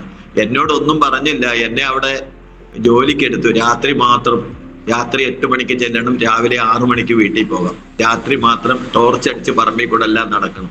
എനിക്കാണെങ്കിലും ഒരു പേടിയില്ല. ഭയങ്കര അവിടെ മറതയുണ്ട്, യക്ഷിയുണ്ട് എന്നൊക്കെ പറഞ്ഞ ആൾക്കാർ പറഞ്ഞു കേട്ടു. പക്ഷെ എനിക്ക് ഇതിനെയൊന്നും പേടിയില്ല. കാരണം ഞാൻ മരിച്ചതും ജീവിച്ചതൊക്കെ ഒരുപോലെ, ഒരു വൃത്തിയില്ല. ഒരു കുഞ്ഞു വീട് വാടകയ്ക്കെടുത്ത് മക്കളെ 2 പേര് വിദ്യാഭ്യാസമൊക്കെ പോയി. ഒരാൾ 10 കഴിഞ്ഞു, ഒരാൾ 9 നിന്ന് 10ലേക്ക് ജയിച്ചു. അങ്ങനെ അവരെയും കൊണ്ട് വന്നു വാടകയ്ക്ക് ഒരു കുഞ്ഞു വീടെടുത്തു. ഈ ശമ്പളത്തിൽ നിന്ന് ഒരു ചെറിയൊരു തുക 400 രൂപ വാടക കൊടുത്ത ഒരു കുഞ്ഞു ഷെഡ്, നിലത്ത് ചാണകം പഴുകിയ ഒരു ഷെഡ്, അതിൽ താമസിച്ചുകൊണ്ട് ഈ പറഞ്ഞ സ്ഥലത്ത് പോയി ജോലി ചെയ്യും. രാത്രി കിടക്കും, രാത്രി ടോർച്ച് അടിച്ച് നടക്കും. നേരം വിളിക്കുമ്പോൾ മനുഷ്യൻ കാണാത്തതിന് മുമ്പ് ഞാൻ പറഞ്ഞു വിടും. അങ്ങനെ ഞാനൊരു അസ്ഥി കൂടാണ്. അവര് തന്ന യൂണിഫോം ഒക്കെ വെറുതെ ഇങ്ങനെ തൂങ്ങി കിടക്കുക മേല്. ആ ടോർച്ചും പിടിച്ച് ഇങ്ങനെ രാത്രി നടക്കും. നേരം വെളുത്ത് ഇങ്ങനെ വരും, വീട്ടിൽ വന്ന് കിടന്ന് ഉറങ്ങും. അങ്ങനെ ഇരിക്കുമ്പോ സ്കൂള് തുറക്കണതിന്റെ തലേ ദിവസം എന്നോട് പറഞ്ഞു ഇനി ചെല്ലണ്ടെന്ന്. കാരണം എന്നെ ആൾക്കാരെ വെട്ടത്ത് നിർത്താൻ പറ്റില്ല, പകലാണ് വേണ്ടത്. അങ്ങനെ അതിന് പകരം ആളെ വെച്ചു, എന്നെ പറഞ്ഞു വിട്ടു. പിന്നെ നിവൃത്തിയില്ല ജീവിക്കാൻ. അങ്ങനെ ഈ പിള്ളേരാണെങ്കിലും 10ാം ക്ലാസ്സും ഒക്കെ ആണെങ്കിലും അവര് നല്ല ഹൈറ്റും വെയിറ്റും ശരീരപ്രകൃതിയും ഭരതനാട്യം ഒക്കെ പഠിച്ചവരല്ലേ. 10-16 വയസ്സായപ്പോൾ വലിയ പെണ്ണുങ്ങളായി. അന്ന് ഇന്നത്തെ പോലെ ഇത്തിരി പോകുന്ന തുണിയൊന്നും അല്ല. 2 പേര് നൈറ്റിയായി ഇടുന്ന, വലിയ നൈറ്റിയായി ഇടുന്ന. അപ്പൊ കണ്ടു കഴിഞ്ഞാൽ എന്റെ വൈഫും എന്റെ മക്കളും ഒക്കെ ഒരുപോലെ തന്നെ ഇരിക്കും. അപ്പം ഈ പെങ്കൊച്ചുങ്ങളെ കൊണ്ട് ഈ സുരക്ഷിത അല്ലാത്ത വീട്ടിൽ താമസിക്കുക, ആഹാരം ഇല്ല. ഇപ്പൊ പിള്ളേരെ പല സ്ഥലത്തും ജോലിക്കൊക്കെ കൊണ്ടുപോകാൻ ആൾക്കാർ പറയും. ഞാൻ പറയും ഇല്ല, ജോലിക്ക് വരുന്നില്ല. അങ്ങനെ ഇരിക്കുമ്പോ ഞാന് ഒരു സിനിമ കണ്ടു. ആ തൊട്ടടുത്ത് ഞങ്ങൾക്ക് വീട് തന്ന ഓണർ അവിടെ TV വെച്ചപ്പോ ഞങ്ങളെല്ലാരും പോയി കണ്ടു. അപ്പൊ സിനിമ എന്താ, ഈ ഒരു 2-3 പെൺകുട്ടികളുള്ള ഒരു അപ്പനും അമ്മയും പെട്ടെന്ന് ആക്സിഡന്റിൽ മരിച്ചു. അപ്പൊ ഈ 3 പെൺകുട്ടികളെയും കൂടെ ആ മരിച്ചുപോയ പുള്ളിക്കാരന്റെ അനിയന്റെ ഭാര്യ നോക്കാൻ വേണ്ടി ഏറ്റെടുത്തു. ഈ അനിയനും മരിച്ചുപോയതാ. അനിയന്റെ ഭാര്യ, അവർക്ക് മക്കളില്ല. ഈ 3 പെൺകൊച്ചുങ്ങളെ എടുത്ത്, ഒരെണ്ണത്തിന് ഒരു 10-16 വയസ്സും 2 14, 12. അപ്പോ ഒരു ദിവസം 16 വയസ്സുള്ള പെങ്കൊച്ചിനെ ഒരുക്കി ഈ തള്ള വെളിയിൽ കൊണ്ടുപോയി. ഒരു കാറ് വന്ന് കയറിപ്പോയി. പിറ്റേ ദിവസവും അതിനെ രാത്രി കൊണ്ടുവന്നാക്കി പിറ്റേ ദിവസവും കൊണ്ടുപോയി. അപ്പൊ ഇത് തൊട്ടടുത്ത് ഒരു റൂമിൽ താമസിക്കുന്ന ഒരു ചെറുപ്പക്കാരൻ ഇത് കണ്ടോണ്ട് നിൽക്കുക. അങ്ങനെ ഈ ചെറുപ്പക്കാരൻ ഒരു ദിവസം ഈ തള്ള ഈ കുട്ടീനെ കൊണ്ടുപോയപ്പോ അവിടെ ബാക്കിയുള്ള 2 എണ്ണത്തിനെ വിളിച്ചിട്ട് പറഞ്ഞ മിഠായി തരാമാന്ന് പറഞ്ഞു. അങ്ങനെ മിഠായി കൊടുത്തു, വർത്താനമൊക്കെ പറഞ്ഞ് നല്ല ഫുഡൊക്കെ കൊടുത്തു. എന്നിട്ട് മൂത്ത മോളെ ഒരു റൂമിൽ കൊണ്ടുപോയിട്ട് ഒരു സൂത്രം കാണിക്കാമെന്നും പറഞ്ഞ് കഴുത്ത് ഞെരിച്ച് കത്തി കൊണ്ട് കഴുത്തറുത്ത് കൊണ്ടു. പിന്നെ വന്ന് 2ാമത്തെ ആ കൊച്ചിനെയും കൊണ്ടുപോയി ചേച്ചിയുടെ അടുത്ത് കൊണ്ടുപോകാന്നും പറഞ്ഞുകൊണ്ട് അതിനെയും കഴുത്തറുത്ത് കൊണ്ടു.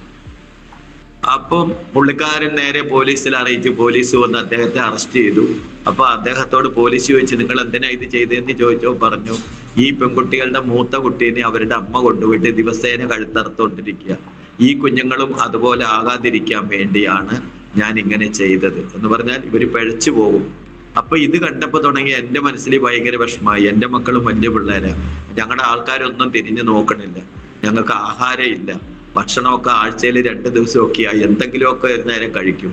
അങ്ങനെ ഒന്നും ഉണ്ടാക്കി തിന്നാനുള്ള പാത്രവും ഇല്ല, അടുപ്പവും ഇല്ല, ഒന്നുമില്ല. നാട്ടിൽ നിന്നെല്ലാം കളഞ്ഞെല്ലാം കടം വന്ന് വീടും കത്തി എല്ലാം നശിച്ച് അവിടുന്ന് 2 പ്ലാസ്റ്റിക് ചാക്ക് സാധനമായിട്ടാണ് എറണാകുളത്ത് വന്നത്. അപ്പൊ ഒന്നുമില്ല. ഞങ്ങൾ മരിച്ചാൽ കുഞ്ഞുങ്ങൾ അനാഥരാകും. വൈഫിനും ഹാർട്ടിന്റെ കംപ്ലൈന്റും പ്രശ്നങ്ങളൊക്കെയാണ്. എല്ലാം കൂടെ ഓർത്ത് ഞാൻ ഒരു തീരുമാനം എടുത്ത് ഒരു ദിവസം എല്ലാരോടും കൂടെ പറഞ്ഞപ്പോ ആർക്കും മരിക്കാനൊന്നും താല്പര്യമില്ല. ഒരു മോള് മാത്രം പറഞ്ഞു മരിക്കാൻ. ഒരു മോള് മാത്രം ആദ്യം ഇങ്ങനെ ചെറിയ സമ്മതം, മോള് ഇങ്ങനെ ജീവിച്ചിട്ടുണ്ട്. പക്ഷേ ഞാൻ ഇവരോട് അതൊന്നും പിന്നെ മറന്നുപോയ പോലായി. വീണ്ടും ഞാൻ ആ സ്കൂളിൽ ജോലി ചെയ്യുമ്പോൾ കുറച്ച് ചെമ്പ് കമ്പി ഞാൻ സ്കൂളിൽ വെച്ച് തന്നെ പ്ലാൻ ചെയ്തായിരുന്നു മരിക്കണമെന്ന്. കുറച്ച് ചെമ്പ് കമ്പി കൊണ്ടുവന്ന് ഞാൻ വീട്ടിൽ വെച്ച്, കുറേ നീളമുള്ള ചെമ്പ് കമ്പി. അപ്പൊ എന്റെ പദ്ധതി മെയിൻ ഓഫ് ചെയ്തിട്ട് ചെമ്പ് കമ്പി ആ കറണ്ടയിൽ കുത്തണം. എന്നിട്ട് പിള്ളേർ ഉറങ്ങുമ്പോൾ അവരുടെ മേത്തോട്ട് ഇടണം. മെയിൻ ഓഫ് ചെയ്യണം. ഒരു കറണ്ട് അടിക്കുമ്പോൾ ഞാനും കൂടെ ചാടി ആത്മഹത്യ ചെയ്യാനായിരുന്നു എന്റെ പരിപാടി. പക്ഷെ അന്ന് രാത്രി ഇവര് ഉറങ്ങിയില്ല. അപ്പൊ ഞാൻ ഇവർക്ക് കടമൊക്കെ മേടിച്ച് കുറച്ച് ഫുഡൊക്കെ ഉണ്ടാക്കി കൊടുത്ത്. പക്ഷെ അന്ന് രാത്രി ഇവർ ഉറങ്ങിയില്ല. നേരം വെളുത്തപ്പോ ഭയങ്കര മഴ. ഇതുപോലെ തന്നെ മഴക്കാല. ഒരാള് മഴയത്ത് ഓടി ഞങ്ങളുടെ മുറ്റത്തോട്ട് വന്നു. മുറ്റത്ത് നിൽക്കാൻ പറ്റില്ല, അത്രയും മഴ. അപ്പൊ ഞങ്ങളുടെ അകത്തോട്ട് ചോദിക്കാതെ അകത്തോട്ട് കയറി ഇങ്ങനെ നിന്നപ്പോ എനിക്ക് ഇഷ്ടപ്പെട്ടില്ല. പെൺപിള്ളേരുള്ളതല്ലേ, വൈഫ് ചെറുപ്പമാണ്. അപ്പൊ ഞാൻ ഇയാളെ ഇങ്ങനെ ഒന്ന് രൂക്ഷമായി നോക്കി. അപ്പൊ ആ പുള്ളിക്കാരൻ എന്നോട് പറഞ്ഞോ, എനിക്കും മക്കളും ഭാര്യയൊക്കെ ഉണ്ട്, എനിക്കും മക്കളുണ്ട്, താൻ പേടിക്കൊന്നും വേണ്ട, ഞാൻ ഈ മഴയത്ത് കയറിയതാ. അങ്ങനെ നോക്കിയിട്ട് പിന്നെ ഇത്രയും ചാകാറായിരിക്കണമെങ്കിലും എൻ്റെ ആ വീടിന്റെ ഒരു മൂലയില് ഒരു രാമായണവും ഭാഗവതവും 2 നിലവിളക്കും കരണ്ടിയും മൊന്തയും ഒക്കെയുണ്ട്. ഇതൊക്കെ കണ്ടപ്പോ ഇദ്ദേഹം എന്നോട് പറഞ്ഞു, ഇതൊന്നും നിങ്ങളെ രക്ഷിക്കില്ല, നിങ്ങളെ രക്ഷപ്പെടാൻ ജീവനുള്ള ദൈവം വരും, നിങ്ങൾ ജീവനുള്ള ദൈവത്തെ അറിയണം. അങ്ങനെ അയാൾ യേശുവിനെ കുറിച്ച് ഇങ്ങനെ പറഞ്ഞ് കുറെ നേരം, കൽപ്പണിക്കാരൻ ജോസ് എന്നാണ് പേര്, പോണേക്കര അമൃതാനന്ദമയി ഹോസ്പിറ്റലിന്റെ അടുത്താണ് അദ്ദേഹത്തിന്റെ വീട്. അപ്പൊ ഇങ്ങനെ പറഞ്ഞപ്പോ ഇവർക്കൊന്നും ക്ലിക്കാവണില്ല. എനിക്ക് പക്ഷേ ഇത് കേട്ടപ്പോ എൻ്റെ ഉള്ളിൽ ഒരു എരിവ് കത്തല, എമ്മോസിലേക്ക് പോയ ശിഷ്യന്മാരെ പോലെ എനിക്ക് ഇങ്ങനെ ഒരു കത്തല്, എന്നെ കരച്ചിലൊക്കെ വന്നു. മഴ തുറന്നപ്പോ അദ്ദേഹം പോയി. അപ്പൊ ഞങ്ങൾക്കൊന്നും കഴിക്കാനും തിളപ്പിക്കാനും ഒന്നുമില്ല, അവിടെ ഇരുന്നിടത്ത് തന്നെ ഇങ്ങനെ ഇരിക്കുക. ഒരു 4-4:30 ആയപ്പോ 2-3 കാറ് ഞങ്ങളുടെ വീടിന്റെ ഫ്രണ്ടിൽ വന്നു നിന്ന്. അതിൽ നിന്ന് കുറെ ആന്റിമാരും അങ്കിളുമാരും ഒരു പാസ്റ്ററും എല്ലാം കൂടെ വന്നു. എല്ലാരെയും കണ്ടാല് നല്ല മാലാഖമാരെ പോലത്തെ നല്ല സൗന്ദര്യവും ആരോഗ്യവും നല്ല വസ്ത്രവും നല്ല വില കൂടിയ പെർഫ്യൂംസും ഒക്കെ അടിച്ച നല്ല ആൾക്കാര്, ഇത്രയും പേര്, 5-8 പേര് ഞങ്ങളുടെ വീട്ടിലേക്ക് വന്നു. അപ്പൊ ഇവര് വീട്ടിൽ കയറിയപ്പോ ഞങ്ങൾ എന്താ ഏതാന്നൊന്നും അറിയുന്നില്ല. അപ്പൊ കയറി വന്നിട്ട് തന്നെ ഒരു ചേച്ചി, ഒരു സരസമ്മ എന്ന് പറയുന്ന ഒരു സഹോദരിയുണ്ട്, പുഷ്കരൻ ബ്രദർ, സരസമ്മ സിസ്റ്റർ, എറണാകുളത്തുള്ളതാ. ഞങ്ങളുടെ ചർച്ചിലെ മാമംഗലം ചർച്ച് ഓഫ് ഗോഡിലെ വിശ്വാസികൾ അവരെല്ലാം, പാലാരിവട്ടത്ത് മാമംഗലം ചർച്ച് ഓഫ് ഗോഡിലെ. അപ്പൊ ഈ പുഷ്കരൻ ബ്രദറും സരസമ്മ സിസ്റ്ററും ഒക്കെ ഉണ്ട്. സരസമ്മ സിസ്റ്റർ കയറി വന്നിട്ട് എൻ്റെ മക്കളെ ഇങ്ങനെ കെട്ടിപ്പിടിക്കാൻ വേണ്ടി പോയപ്പോ എൻ്റെ വൈഫ് പറഞ്ഞ് അവരെ തൊടണ്ടാന്ന്. അപ്പൊ എന്താ തൊടണ്ടാന്ന് ചോദിച്ചപ്പോ അത് പെൺകുട്ടികൾക്ക്. അപ്പൊ അവര് പറഞ്ഞു, ഓ അതാണല്ലേ കാര്യം, അതൊന്നും സാരയില്ല സിസ്റ്ററെ, അതൊന്നും നമുക്ക് അശുദ്ധിയൊന്നും അല്ല. നമ്മുടെ അശുദ്ധി എന്ന് പറയുന്നത് നമ്മുടെ ശരീരത്തിൽ നിന്ന് വെളിയിൽ പോകുന്നതല്ല, നമ്മുടെ ഹൃദയത്തിൽ നിന്ന് വരുന്ന ദുർഭാഷണങ്ങളും ദുർചിന്തയും അങ്ങനത്തെ ചീത്ത പ്രവൃത്തികളൊക്കെ, അല്ലാണ്ട് ഇതൊക്കെ നമ്മൾ കക്കൂസെ പോണ പോലെ ഉള്ളെന്ന് പറഞ്ഞിട്ട് മക്കളോട് പോയിട്ട് അവരെ കെട്ടിപ്പിടിച്ചു. അവരോട് യേശുവിനെ കുറിച്ചൊക്കെ പറഞ്ഞു. ശരീരത്തിന്റെ അശുദ്ധി എന്ന് പറയുന്നത് അത് നമ്മൾ കുളിച്ചാൽ മാറും, മനസ്സ് അശുദ്ധാക്കരുത്, അങ്ങനെ സുവിശേഷം പറഞ്ഞപ്പോ പിള്ളേർക്ക് കുറച്ച് നല്ല താല്പര്യമായി, അവര് ഇഷ്ടപ്പെട്ടു. ഇപ്പൊ വൈഫും അരമനസ്സോടെ കേട്ടപ്പം ഒക്കെ കുറച്ചതായി. പക്ഷെ പൂർണ്ണമായിട്ടും എനിക്ക് മനസ്സിലായി ദൈവം ഇവരെ പിന്നെയും എൻ്റെ അടുത്ത് അയച്ചത്. അങ്ങനെ ഇവര് ഞങ്ങളോട് വളരെ സ്നേഹമായിട്ട്, ആദ്യമായിട്ടാണ് ഇങ്ങനത്തെ ആൾക്കാരെ പരിചയപ്പെടുന്നത്. അപ്പൊ അവര് എന്നെ ബ്രദറെ എന്നാ വിളിച്ചു, എല്ലാവരും ബ്രദറെ എന്ന് വിളിച്ചു, എൻ്റെ ഭാര്യനെ സിസ്റ്ററെ എന്ന് വിളിച്ചു. എൻ്റെ കുഞ്ഞുങ്ങളോട് ഭയങ്കര സ്നേഹം. ഞങ്ങളെ കണ്ട 4 പേരും കൂടെ 100 ഉള്ളൂ, ആകെ ഉണങ്ങിയായിരിക്കണം. പക്ഷെ ഇത്രയും നല്ല ആൾക്കാരെ ദൈവം ഞങ്ങളുടെ വീട്ടിലേക്ക് അയച്ചു. അവർക്ക് എന്ത് ലാഭം കിട്ടാനാന്ന് എനിക്കറിയില്ല, വല്ല സഭയ്ക്ക് വല്ല പ്രയോജനം കിട്ടുമെന്ന് എന്തെങ്കിലും ഒരു വെളിപ്പാട് ഉണ്ടായിട്ടാണോ ഈ ഉണങ്ങിയിരിക്കുന്ന ഗതിയില്ലാത്ത, കിടക്കാനിടയില്ല, പായില്ല. ഞങ്ങള് ഈ മെഡിക്കൽ ഷോപ്പിലെ മരുന്ന് പെട്ടിയുടെ കവർ മേടിച്ചിട്ട് വന്നിട്ടാണ് വിരിച്ച് കിടക്കുന്നത്. ആഹാരം കഴിക്കാനൊന്നുമില്ല, വല്ലപ്പോഴും കഴിക്കും. എല്ലാം വളരെ ദയനീയാവസ്ഥയല്ല. ഞങ്ങളെ അവര് വിടാതെ ഞങ്ങളെ വന്നിങ്ങനെ പറഞ്ഞു. പിന്നെ അവരെല്ലാരും കൂടെ പ്രാർത്ഥിച്ചിറങ്ങിപ്പോയി. പിന്നെ എൻ്റെ 2-3 മിനിറ്റ് കഴിഞ്ഞ് വീണ്ടും തിരിച്ചു വന്നു, കുറെ കവറുകളും പാത്രങ്ങളും സാധനങ്ങളും. അപ്പോ ഞങ്ങൾക്ക് വേണ്ട 1 മാസത്തേക്ക് വേണ്ട എല്ലാ ആഹാര പദാർത്ഥങ്ങളും, വെളിച്ചെണ്ണയും സോപ്പും, കുളിക്കുന്ന സോപ്പ്, അലക്കണ സോപ്പ്, സോപ്പ് പൊടി, അങ്ങനെ എല്ലാം ഞങ്ങൾക്ക് ഇടയ്ക്ക് ഫ്രീ ആകുമ്പോൾ കഴിക്കാൻ, പിള്ളേർക്ക് കഴിക്കാനുള്ള അഡീഷണലുള്ള ഫുഡുകൾ എല്ലാം ഉണ്ട്. അത് മാത്രമല്ല, ഒരു ആനി മാത്യു എന്നും പറഞ്ഞ് ഒരു ആനി സിസ്റ്ററും അവരുടെ ഹസ്ബൻഡ് മാത്യു ബ്രദർ ബാങ്കിലെ ഉദ്യോഗസ്ഥന, പുള്ളിക്കാരത്തി നേഴ്സായിരുന്നു.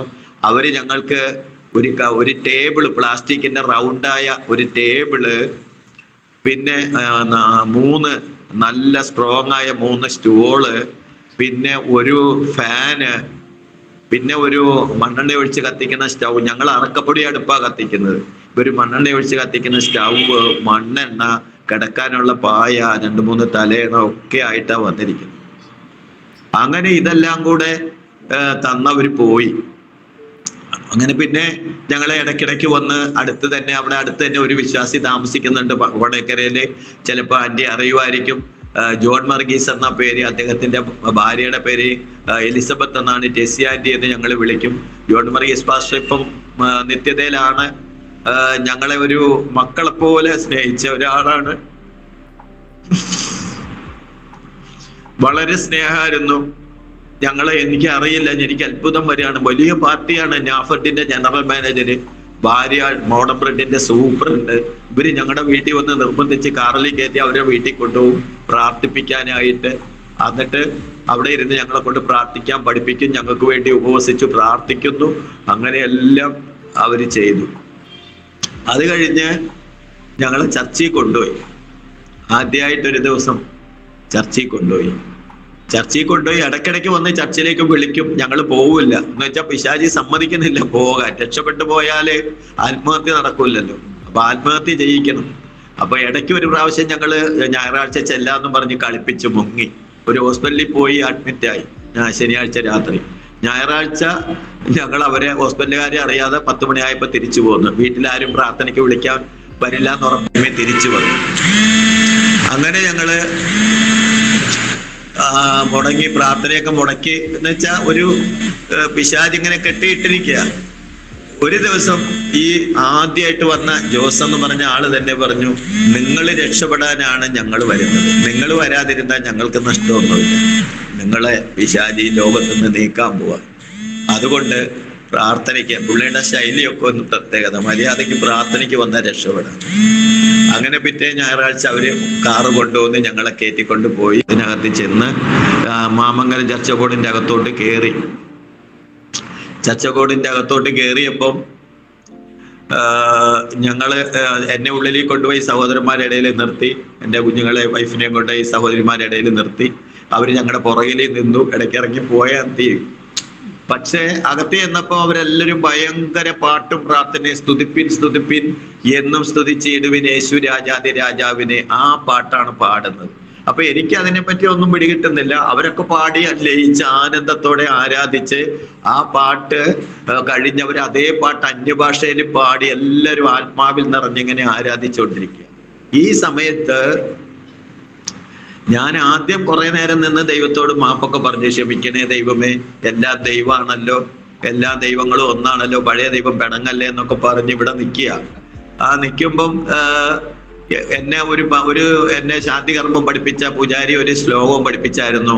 ശ്രീകൃഷ്ണൻ ഭഗവാൻ ക്രിസ്തു അല്ലാ ശ്രീപരമേശ്വരൻ, ശ്രീകൃഷ്ണൻ എന്നീ പേരാതി നിന്നെ വാഴ്ത്തുന്ന നാട്ടുകാർ. അപ്പൊ ക്രിസ്തു അല്ലായും എല്ലാം ഒന്ന് തന്നെ. അപ്പൊ ഇതെന്റെ മനസ്സിൽ വന്നു. അപ്പൊ ഞാൻ പറഞ്ഞു, എന്നാ ക്ഷമിക്കണേ എന്നൊക്കെ പറഞ്ഞ് ഇങ്ങനെ കുറെ നേരം നിന്ന്.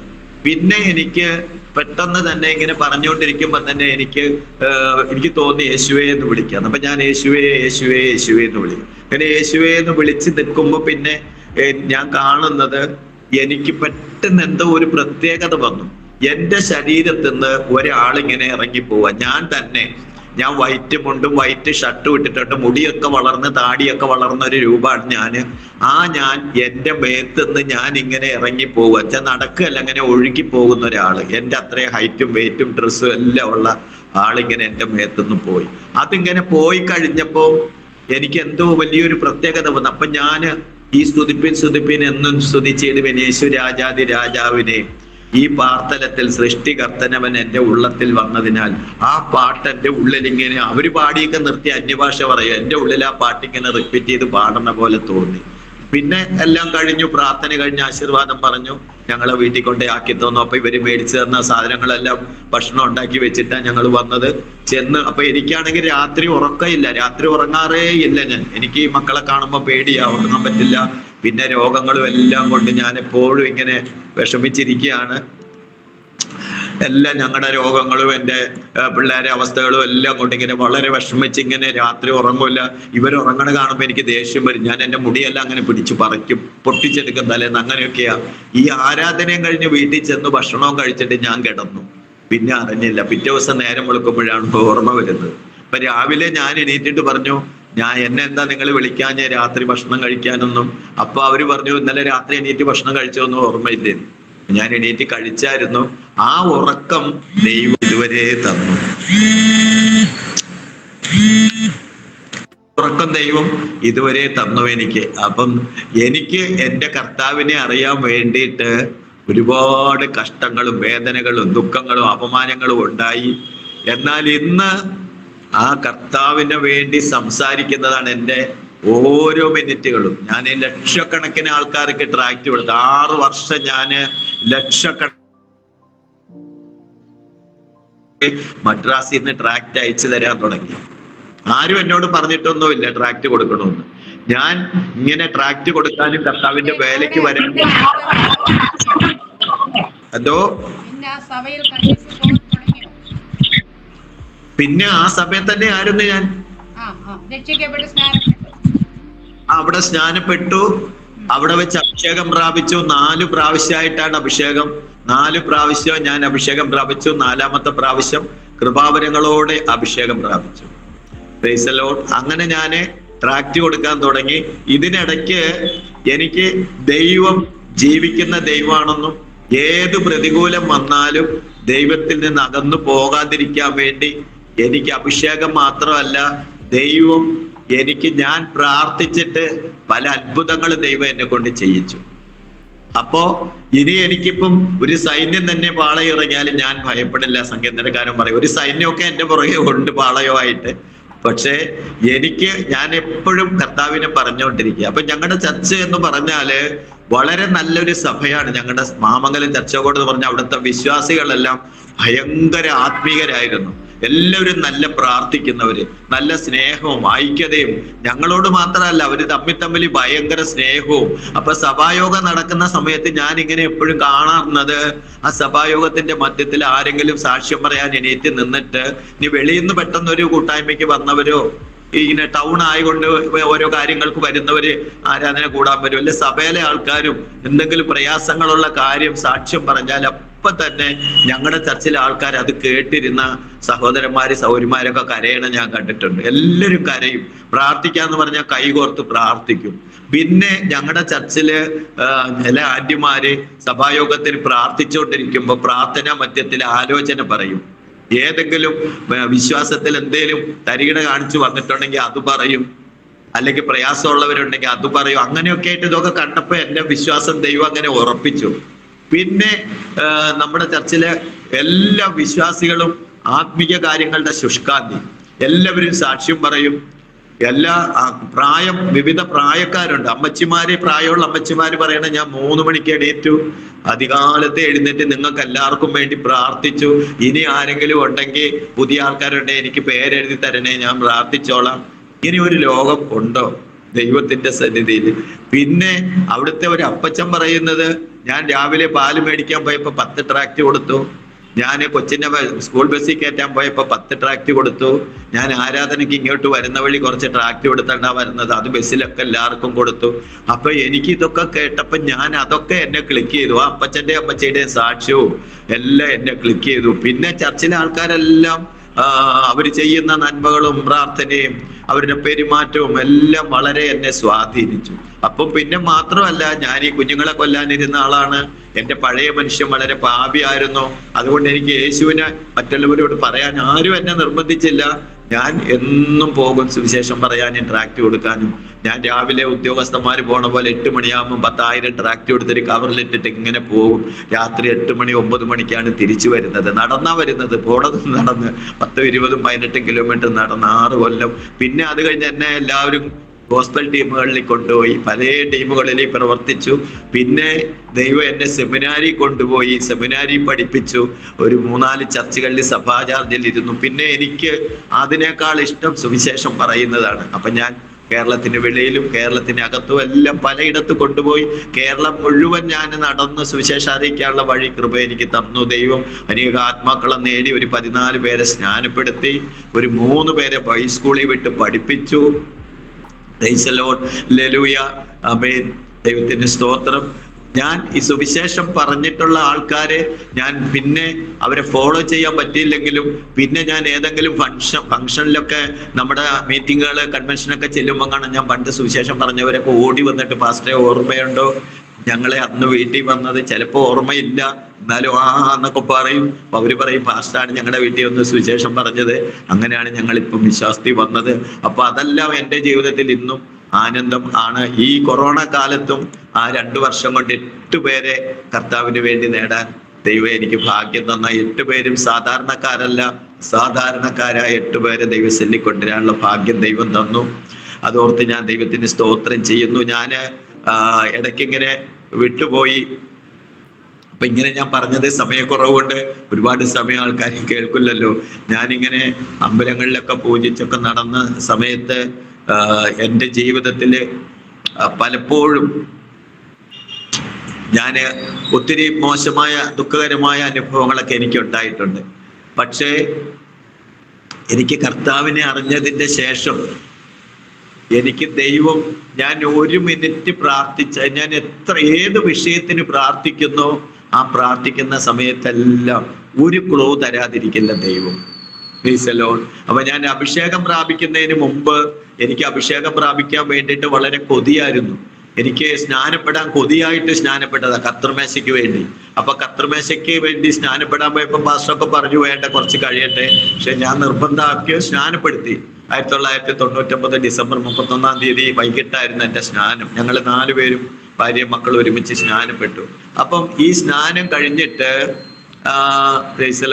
പിന്നെ എനിക്ക് അഭിഷേകം പ്രാപിക്കണം. അപ്പൊ നമ്മുടെ ചർച്ചിൽ ഒരു പ്രായമുള്ളൊരു അമ്മച്ചിയുണ്ട്. ആ അമ്മച്ചിയോട് ഞാൻ പറഞ്ഞു, അമ്മച്ചി എനിക്ക് അഭിഷേകം കിട്ടുമോ എന്ന് ചോദിച്ചു. അപ്പൊ ഹിന്ദുക്കളിൽ നിന്ന് വന്നവർക്ക് അഭിഷേകം കിട്ടുമോ ചോദിച്ചപ്പം എന്നോട് പറഞ്ഞു, എടാ പൊട്ട, ഹിന്ദുക്കളൊന്നും ദൈവത്തിനില്ല, നിന്റെ കയ്യിലിരിപ്പ് ശരിയാക്കിയാൽ മതി, അപ്പൊ അഭിഷേകം കിട്ടുമെന്ന് പറഞ്ഞു. അപ്പൊ എനിക്കാണെങ്കിലോ ഈ സിനിമ ഒരു വീക്ക് പോയിന്റാ. വിശ്വാസി വന്നിട്ട് സിനിമയൊന്നും കാണുന്നില്ല. പക്ഷെ ഈ സിനിമാ നടന്മാരും നടിമാരും ഒക്കെ വലിയ കൂട്ടുകാര്. അവർ ഈ പോസ്റ്ററിലൊക്കെ ഇരിക്കുന്ന കാണുമ്പോൾ അങ്ങോട്ട് നോക്കും. അവരെ നോക്കുമ്പോൾ അവരെ പഴയ കഥകളൊക്കെ ഓർമ്മ വരും. അപ്പൊ അങ്ങനെ ഒരു കംപ്ലൈന്റ് ഉണ്ട്. ഇപ്പൊ സഭ 21 ഉപവാസം പ്രഖ്യാപിച്ചു. ഞാൻ വിശ്വാസി വന്നിട്ട് 6 മാസമായി. അപ്പൊ ആ ഉപവാസത്തിൽ ഞാനും 21 ഉപവസിച്ചു. ഞാനൊരു 10-40 കിലോയൊക്കെ 42 കിലോയൊക്കെ ആയി. ഇത്തിരിയൊക്കെ മെച്ചപ്പെട്ട ആഹാരം കഴിച്ചിട്ട്. പക്ഷെ സഭയിൽ ആരും സമ്മതിക്കില്ല ഉപവസിക്കാൻ. പക്ഷെ ഞാൻ ഉപവസിക്കും. എനിക്ക് എല്ലാരെയും അറിയാതെ ഞാൻ ഉപവസിച്ച് 15 ദിവസം. ദൈവം എന്നെ ഈ ദാനിയേൽ, ശദ്രക്ക്, മേശക്ക് ശാഖപദാർത്ഥം കഴിച്ചിട്ട് തെളിഞ്ഞ പോലെ പാസ്റ്ററും വിശ്വാസികളും സഭക്കാരും ആരും അറിയാതെ വണ്ണം ദൈവം എന്നെ കരുതി. ഞാൻ 15ാമത്തെ ദിവസം ഈ അമ്മച്ചി പറഞ്ഞല്ലോ കയ്യിലിരിപ്പ് ശരിയാക്കാൻ. അപ്പൊ ഞാനിങ്ങനെ നടന്നു വരുമ്പോഴെല്ലാം ഞാൻ കണ്ണടച്ചിട്ട് വരും. വഴി കൂടെ വരുമ്പം ചില സിനിമ പോസ്റ്റർ ഒട്ടിച്ചെടുത്തൊക്കെ ഞാൻ കണ്ണടച്ച് നടക്കും, ആ പോസ്റ്റർ കാണാതിരിക്കാൻ. അങ്ങനെ പോയപ്പോ ഒരു ദിവസം എന്റെ കണക്ക് കൂട്ടൽ തെറ്റി, കണ്ണടച്ചത് ഇത്തിരി കൂടിപ്പോയി. മെറ്റൽ കൂനയുടെ മുകളിലോട്ട് കയറി. അത് റോഡ് സൈഡില് റോഡ് നന്നാക്കാനിട്ട മെറ്റിലായിരുന്നു, വലിയ മെറ്റിൽ. അതിന്റെ മുകളിലോട്ട് ഞാൻ 2-3 സ്റ്റെപ്പ് വെച്ച് മലന്ന് പുറകോട്ട് വീഴാൻ പോയി. അപ്പോഴേക്കും എന്റെ പുറകിൽ നിന്ന് വന്ന ഒരാളുണ്ടായിരുന്നു. അവര് താങ്ങി പിടിച്ചു. തന്നെ വഴക്ക് പറഞ്ഞു, അയ്യോ ചേട്ടാ, കണ്ണ് കാണില്ലെങ്കിൽ ഞങ്ങൾ കൊണ്ടേ ആക്കി തരില്ല, എവിടെ പോകണ്ടേ, ഇങ്ങനെ മനുഷ്യരല്ലേ ഞങ്ങളെന്നൊക്കെ പറഞ്ഞു. അങ്ങനെ ഞാൻ പറഞ്ഞു, എന്നെ ആ പവർ ഹൗസ് റോട്ടിലേക്ക് ഒന്ന് ആക്കി തന്നു. അങ്ങനെ പവർ ഹൗസ് റോട്ടിൽ നിർത്തി. അവര് പറഞ്ഞു, എവിടെ പോകണ്ടെന്ന് വെച്ചാൽ കൊണ്ടേ ആക്കാം. ഞാൻ പറഞ്ഞു, വേണ്ട, ഞാൻ പൊക്കോളാം. അവരെല്ലാം പോയി കഴിഞ്ഞപ്പോ ഞാൻ വീണ്ടും നടന്ന് ചർച്ചിൽ പോയി. ഉപവാസം നടക്കുകയാണ്. 15ാമത്തെ ദിവസമാണ് ഈ സംഭവം. ആ 15ാം ദിവസം ഞങ്ങള് പോയി പ്രാർത്ഥന കൂടി. ഉച്ചയ്ക്ക് മീറ്റിംഗ് കഴിഞ്ഞപ്പോഴേക്കും പിന്നെ മധ്യസ്ഥ പ്രാർത്ഥനയ്ക്ക് വേണ്ടി എല്ലാവരും റൗണ്ട് ചെയ്തിരിക്കുകയാണ്. ഞങ്ങളുടെ പാസ്റ്റർ, പൊന്നച്ചൻ പാസ്റ്റർ എന്ന് പറയും, ജോസഫ് സാം എന്നാണ് ശരിക്കുള്ള പേര്. അദ്ദേഹം അടൂര് പള്ളിപ്പാടുള്ള ഒരു പാസ്റ്ററാണ്. ഞങ്ങളെ ഭയങ്കര ഇഷ്ടമായിരുന്നു. എൻ്റെയും ഭാര്യൻ്റെയും കുഞ്ഞുങ്ങളെയും ഭയങ്കര കൂടപ്പുറപ്പ് പോലത്തെ സ്നേഹമായിരുന്നു. ഞാൻ അവിടെ ചെന്നാൽ എന്തെങ്കിലും ആവശ്യത്തിന് ചെന്നാൽ എന്നെ പിടിച്ചകത്ത് കൊണ്ടിട്ട് ആഹാരം കഴിപ്പിക്കും, വണ്ണം വെപ്പിക്കാൻ വേണ്ടിയിട്ട്. എപ്പോഴും പറയും, അച്ചായന് ഞാൻ വണ്ണം വെപ്പിക്കും, അച്ചായൻ ഇങ്ങനെ പോരെന്നൊക്കെ പറയും. അതുപോലെ കഴിപ്പിക്കും. എനിക്ക് അങ്ങനെയൊന്നും കഴിക്കാനൊന്നും പറ്റില്ല. ശ്വാസം മുട്ടും എനിക്ക് ഇത്തിരി കഴിക്കുമ്പോൾ. അങ്ങനെ ഭക്ഷണം കഴിക്കാതെ ജീവിച്ചതുകൊണ്ട് പിന്നെ അദ്ദേഹം നിർബന്ധിച്ചൊക്കെ എന്നെ കൊണ്ട് കഴിപ്പിക്കും. അങ്ങനെ ഈ പാസ്റ്ററാണ് ഞങ്ങളുടെ പാസ്റ്റർ. ഇങ്ങനെ എല്ലാവരും റൗണ്ട് ചെയ്ത് 10 പേര് ഇരുന്ന് മധ്യസ്ഥ പ്രാർത്ഥന ഉച്ച കഴിഞ്ഞ് 2:30 തൊട്ടിട്ട്. അങ്ങനെ ഞങ്ങള്, എന്റെ കൂടെ പാസ്റ്ററും ഉണ്ട്, ഞങ്ങൾ 10 പേര് പാസ്റ്റർ കൂടി. അങ്ങനെ ഞങ്ങൾ ഇങ്ങനെ റൗണ്ട് ചെയ്ത് പ്രാർത്ഥിക്കുമ്പോൾ ഓരോരുത്തർക്ക് തരുന്ന വിഷയം പ്രാർത്ഥിച്ച് 2ാമത്തെ റൗണ്ട് കഴിഞ്ഞ് 3ാമത്തെ റൗണ്ടിലേക്ക് എനിക്ക് പ്രയർ കിട്ടി. ഞാൻ പ്രാർത്ഥിച്ച് നാവേ കൂടെ ഇങ്ങനെ പ്രാർത്ഥിച്ച് തുടങ്ങിയില്ല, എന്റെ നാവേ കൂടെ അന്യഭാഷ വന്നു. അത്രയും നാളും പറയാത്ത ഭാഷകൾ വന്നു. ദൈവത്തിന്റെ വലിയ ശക്തി എൻ്റെ മേൽ വന്നു. ഞാൻ ഭയങ്കര സന്തോഷമായി. പിന്നെ കുറെ നേരം ആരാധിച്ച് അത് കഴിഞ്ഞിട്ട് പിന്നെ ഓരോ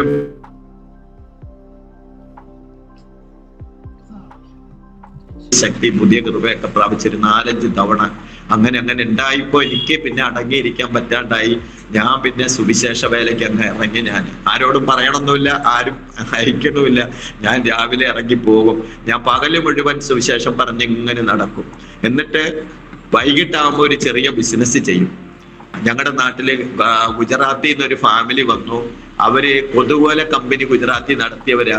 അവര് നാട്ടിൽ വന്നു, അത് തന്നെ തുടർന്നു. അവരെ കൊതുകുവല ഭയങ്കര ഭംഗിയായി. ഈ കുട വിടർത്തിയ പോലെ റൗണ്ടാണ്, ഒരു റൗണ്ടായിട്ടിരിക്കും അത്.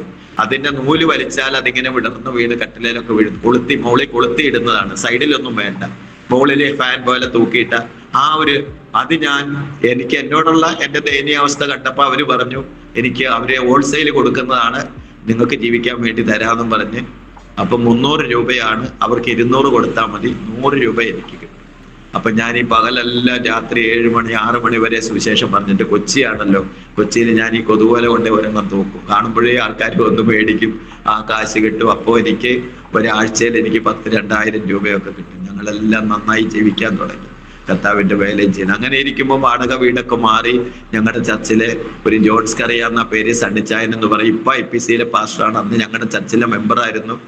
അദ്ദേഹത്തിന്റെ ഒരു വീട്, നല്ലൊരു വീട്, ഒരു 6-7 മുറിയുള്ള വീട് ഒഴിഞ്ഞു കിടന്നു. അത് റോഡ് സൈഡിൽ സിറ്റിയിൽ തന്നെ. അത് ഞങ്ങൾക്ക് താമസിക്കാൻ ഫ്രീ ആയിട്ട് തന്നു. അവിടെ ഞങ്ങൾ താമസിച്ചു. അവിടെ ചക്കയും മാങ്ങയും തേങ്ങയും എല്ലാം ഉണ്ട്, അതൊക്കെ ഞങ്ങൾക്ക് കിട്ടും. ആ വീട്ടിൽ വെച്ച് എൻ്റെ 2 മക്കളുടെ കല്യാണം കഴിഞ്ഞു. എൻ്റെ ഒരു കൊച്ചുമോൻ അവിടെയാണ് ജനിച്ചത്.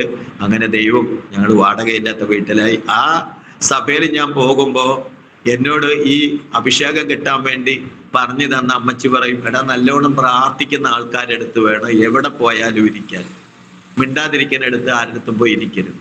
അപ്പം നമ്മുടെ ചർച്ചില് ഒരു ഈ പറഞ്ഞ ഞങ്ങൾക്ക് വീട് തന്ന സണ്ണിച്ചായനാണെങ്കിൽ ഇങ്ങനെ എപ്പോഴും ഒരു വചനം കേട്ടാൽ കാണാൻ നാവേന്ന് എൻ്റെ ഭാഷ വരും. അപ്പൊ എന്നെ അത് വല്ലാതെ അട്രാക്ട് ചെയ്തു. എല്ലാവരും അഭിഷേകമുള്ളവരാ, ഞാൻ ഈ അച്ചായൻ്റെ അടുത്ത് പോയിരിക്കും. അങ്ങനെ ആയിട്ടാണ് എനിക്ക് ഈ അഭിഷേകത്തോടുള്ള ഇൻട്രസ്റ്റ് ഒക്കെ ആയി. എനിക്ക് അഭിഷേകമൊക്കെ കിട്ടി. അപ്പൊ എനിക്ക് ദൈവത്തെ കാണാൻ ഒരു ആഗ്രഹം. അത് ഞാൻ ആരോടും പറയുന്നില്ല, ഷെയർ ഒന്നും ചെയ്യുന്നില്ല. എന്നാലും എൻ്റെ ഉള്ളിലെ ആഗ്രഹം, ദൈവമേ എനിക്ക് യേശുവിനെ ഒന്ന് കാണണം. ഈ ഒരു അമ്മച്ചി എനിക്ക് പറഞ്ഞു തന്ന അമ്മച്ചി പറയും യേശുവിനെ കണ്ടിട്ടുണ്ടെന്ന്. അപ്പൊ ഞാനും അമ്മച്ചിയോട് പറഞ്ഞില്ല, എനിക്കുള്ളിൽ ആഗ്രഹം എനിക്ക് ഒന്ന് കാണാൻ. അങ്ങനെ ഞാൻ ഈ ഉപവാസത്തിന്റെ 15 ദിവസം കഴിഞ്ഞുള്ള ദിവസങ്ങളെല്ലാം പ്രാർത്ഥിച്ചു, കണ്ടില്ല. തീരണേന്റെ അന്ന്, ഉപവാസം തീരണേന്റെ അന്ന് 21 ഉപവാസത്തിന്റെ ലാസ്റ്റ് ഡേയിൽ ഞായറാണ്. ആ ഞായറാഴ്ച ഇങ്ങനെ ഞാൻ പ്രാർത്ഥിക്കുകയാണ്. അപ്പം ഞാനിങ്ങനെ വിഷമിക്കുകയാണ്, യേശുവിനെ കാണാൻ പറ്റുന്നില്ല. എൻ്റെ പഴയ പാപം, ഞാൻ ദുഷ്കർമ്മിയായിരുന്നു, അതുകൊണ്ടാണ് ഇത്. യേശുവിനെ കാണാനുള്ള ഭക്തിയൊന്നും എനിക്കില്ല, അതുകൊണ്ട് എനിക്ക് യേശുവിനെ കാണാൻ പറ്റില്ല എന്നെല്ലാം അങ്ങനെ വിഷമിച്ച് ഞാൻ നിൽക്കുമ്പോൾ അന്ന് ഒരു പാസ്റ്റർ പെട്ടെന്ന് പറയുകയാണ്. അന്ന് തലേ ദിവസം രാത്രി മീറ്റിങ്ങിന് വന്ന പാസ്റ്റർ വിട്ടില്ല. അദ്ദേഹം ഞായറാഴ്ച പകലുകൊണ്ട് അദ്ദേഹം ഈ ആരാധനയുടെ മധ്യത്തിൽ ഇങ്ങനെ വിളിച്ചു പറയുകയാണ്, എടാ നിന്റെ വലത്ത് കയ്യേൽ എൻ്റെ പിതാവായ ദൈവം പിടിച്ചിരിക്കുക, നിന്റെ ഇടത്ത് കയ്യേൽ എൻ്റെ കർത്താവായ യേശു പിടിച്ചിരിക്കുക, നിന്റെ തലയുടെ മുകളിൽ അതേ പരിശുദ്ധാത്മാവാ നിൽക്കണേ. അപ്പൊ ഇതൊക്കെ കേട്ടപ്പോ ഞാൻ അങ്ങനെ തന്നെ വിശ്വസിക്കുക. എൻ്റെ കയ്യേലൊക്കെ പിടിച്ചിട്ടുണ്ട്, തലയിൽ പരിശുദ്ധാത്മാവുണ്ട്. ഞാൻ അങ്ങനെ വിശ്വസിച്ചില്ല. ആ സമയത്ത് ഞാനൊരു ദർശനം കാണുക, ഞാൻ അഭിഷേകത്തിൽ ഇങ്ങനെ ചാടിപ്പോയി. അപ്പൊ ഞാനൊരു ദർശനം കാണുകയാണ്, ഒരു വലിയ സമൂഹം, എല്ലാരും ഒരേപോലെ, ഒരേ ഹൈറ്റ്, ഒരേ മുടി, ഒരേ മുഖം, എല്ലാരും ഒരേ മുഖം, ഇങ്ങനെ നിൽക്കുകയാണ് എല്ലാവരും. അപ്പൊ എനിക്ക് വിഷമായി, ദൈവമേ എനിക്ക് യേശുവിനെ കാണണമല്ലോ, ഇത് ആരാ യേശു? ഇങ്ങനെ ഞാൻ മനസ്സിൽ വിചാരിച്ചപ്പോ അവരെല്ലാം അവിടെ ഉണ്ട്, പക്ഷെ എനിക്ക് അവരെ ഒന്നും പിന്നെ കാണുന്നില്ല. അവരെല്ലാം അവ്യക്തമായി അവിടെ നിൽക്കുന്നുണ്ട്, പക്ഷെ ഞാൻ കാണുന്നു എൻ്റെ യേശു എന്നെ നോക്കി നിൽക്കുക. ഞാൻ യേശുവിനെ കണ്ടു, എനിക്കത് വർണ്ണിക്കാൻ പറ്റില്ല. അതുപോലത്തെ സൗന്ദര്യം, അതുപോലത്തെ യേശു എന്നെ നോക്കി ചിരിച്ചു.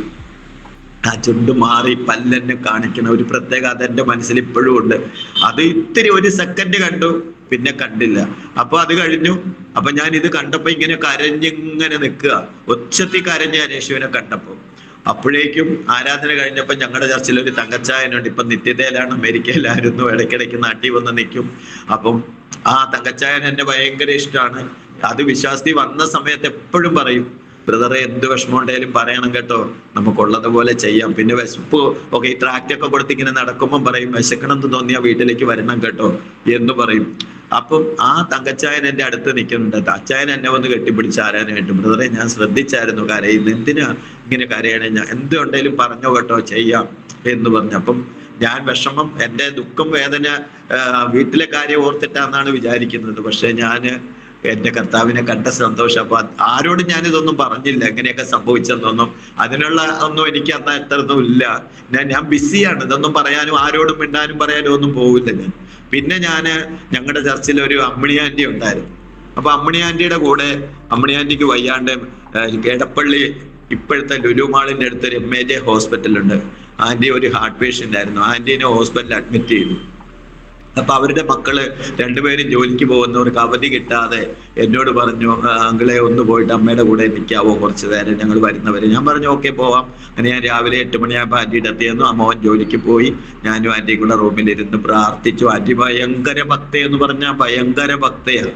അവരൊക്കെ ഉണ്ടായിരുന്നെങ്കിൽ ഇപ്പം ഭയങ്കര ഉണർവ് നടന്നേനെ. അതുപോലത്തെ അമ്മണി ആന്റി, സ്നേഹം മാത്രമേ ഉള്ളൂ. സംസാരമൊക്കെ ഒരു മൃദുവായ വാക്കും.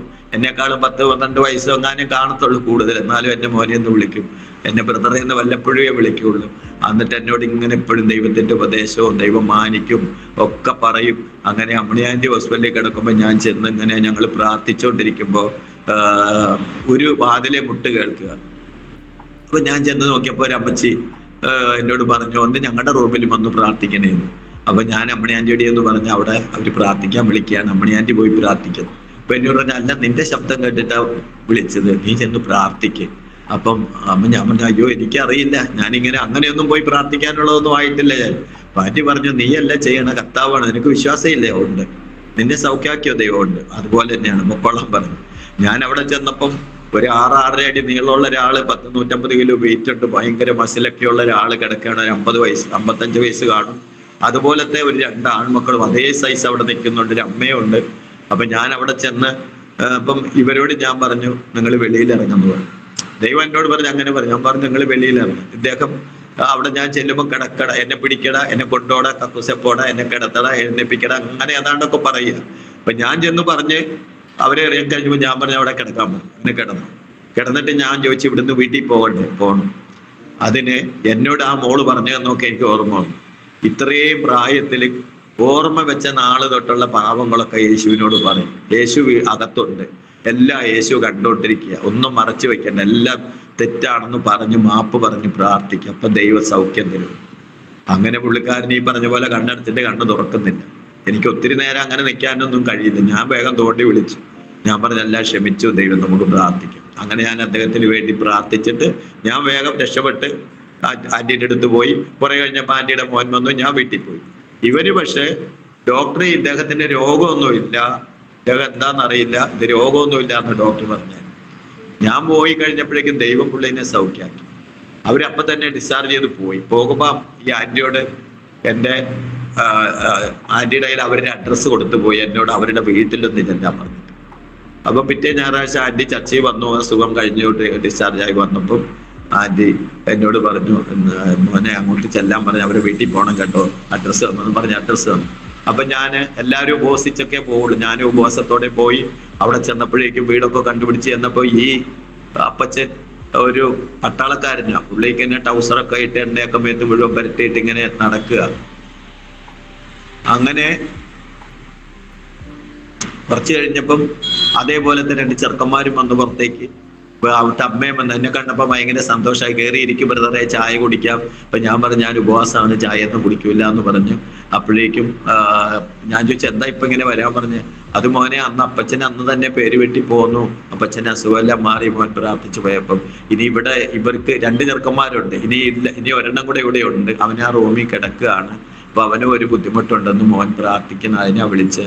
അപ്പൊ ഞാൻ പറഞ്ഞു, എന്നാ ഇങ്ങോട്ട് വരാൻ പറയും. ഇല്ല, അങ്ങനെ വരത്തില്ല, അവനിപ്പം 3-4 മാസമായിട്ട് ആ റൂമിൽ കിടക്കുകയാണ്. അവന് ഗുജറാത്തിലായിരുന്നു, അവന് ജോലിക്ക് പോയതാണ്, ഇലക്ട്രീഷ്യനാണ്. അവിടെ വെച്ച് എന്തോ ഷോക്ക് ഉണ്ടായി വന്നതാണ്. അവനെ ആ റൂമിൽ കിടക്കുക, ഭക്ഷണം കഴിക്കാൻ എണീറ്റ് വരും, അവിടെ തന്നെ എപ്പോഴും കിടക്കും, ആരോടും മിണ്ടുമില്ല, ദേഷ്യമാണെന്നൊക്കെ പറഞ്ഞു. അപ്പൊ ഞാനിങ്ങനെ കുറെ നേരം കണ്ണടച്ച് പ്രാർത്ഥിച്ച്, ദൈവമേ ഞാൻ എന്താ ചെയ്യണം, എനിക്കിതിലൊന്നും കഴിയില്ലല്ലോ എന്ന് ഞാൻ പറഞ്ഞു ദൈവത്തോട്, എന്താ ഞാൻ ചെയ്യണ്ടേന്ന്. എന്നിട്ട് ഞാൻ പറഞ്ഞൊരു കാര്യം ചെയ്യും, ഞാൻ പറയണമെന്ന് പറയാൻ പറഞ്ഞു അവരോട്, ഇങ്ങോട്ട് വരാൻ. അപ്പൊ അതുപോലെ അവർ ചെന്ന് പറഞ്ഞപ്പോ ഇറങ്ങി വന്നു. അപ്പൊ ഈ നിൽക്കണത് പോലെ 6 അടിയും വലിയ നിറമൊക്കെയുള്ള എല്ലാ സൈസ് ഒരു പയ്യൻ വന്ന് എന്റെ ഫ്രണ്ടിൽ വന്ന് നിന്നു.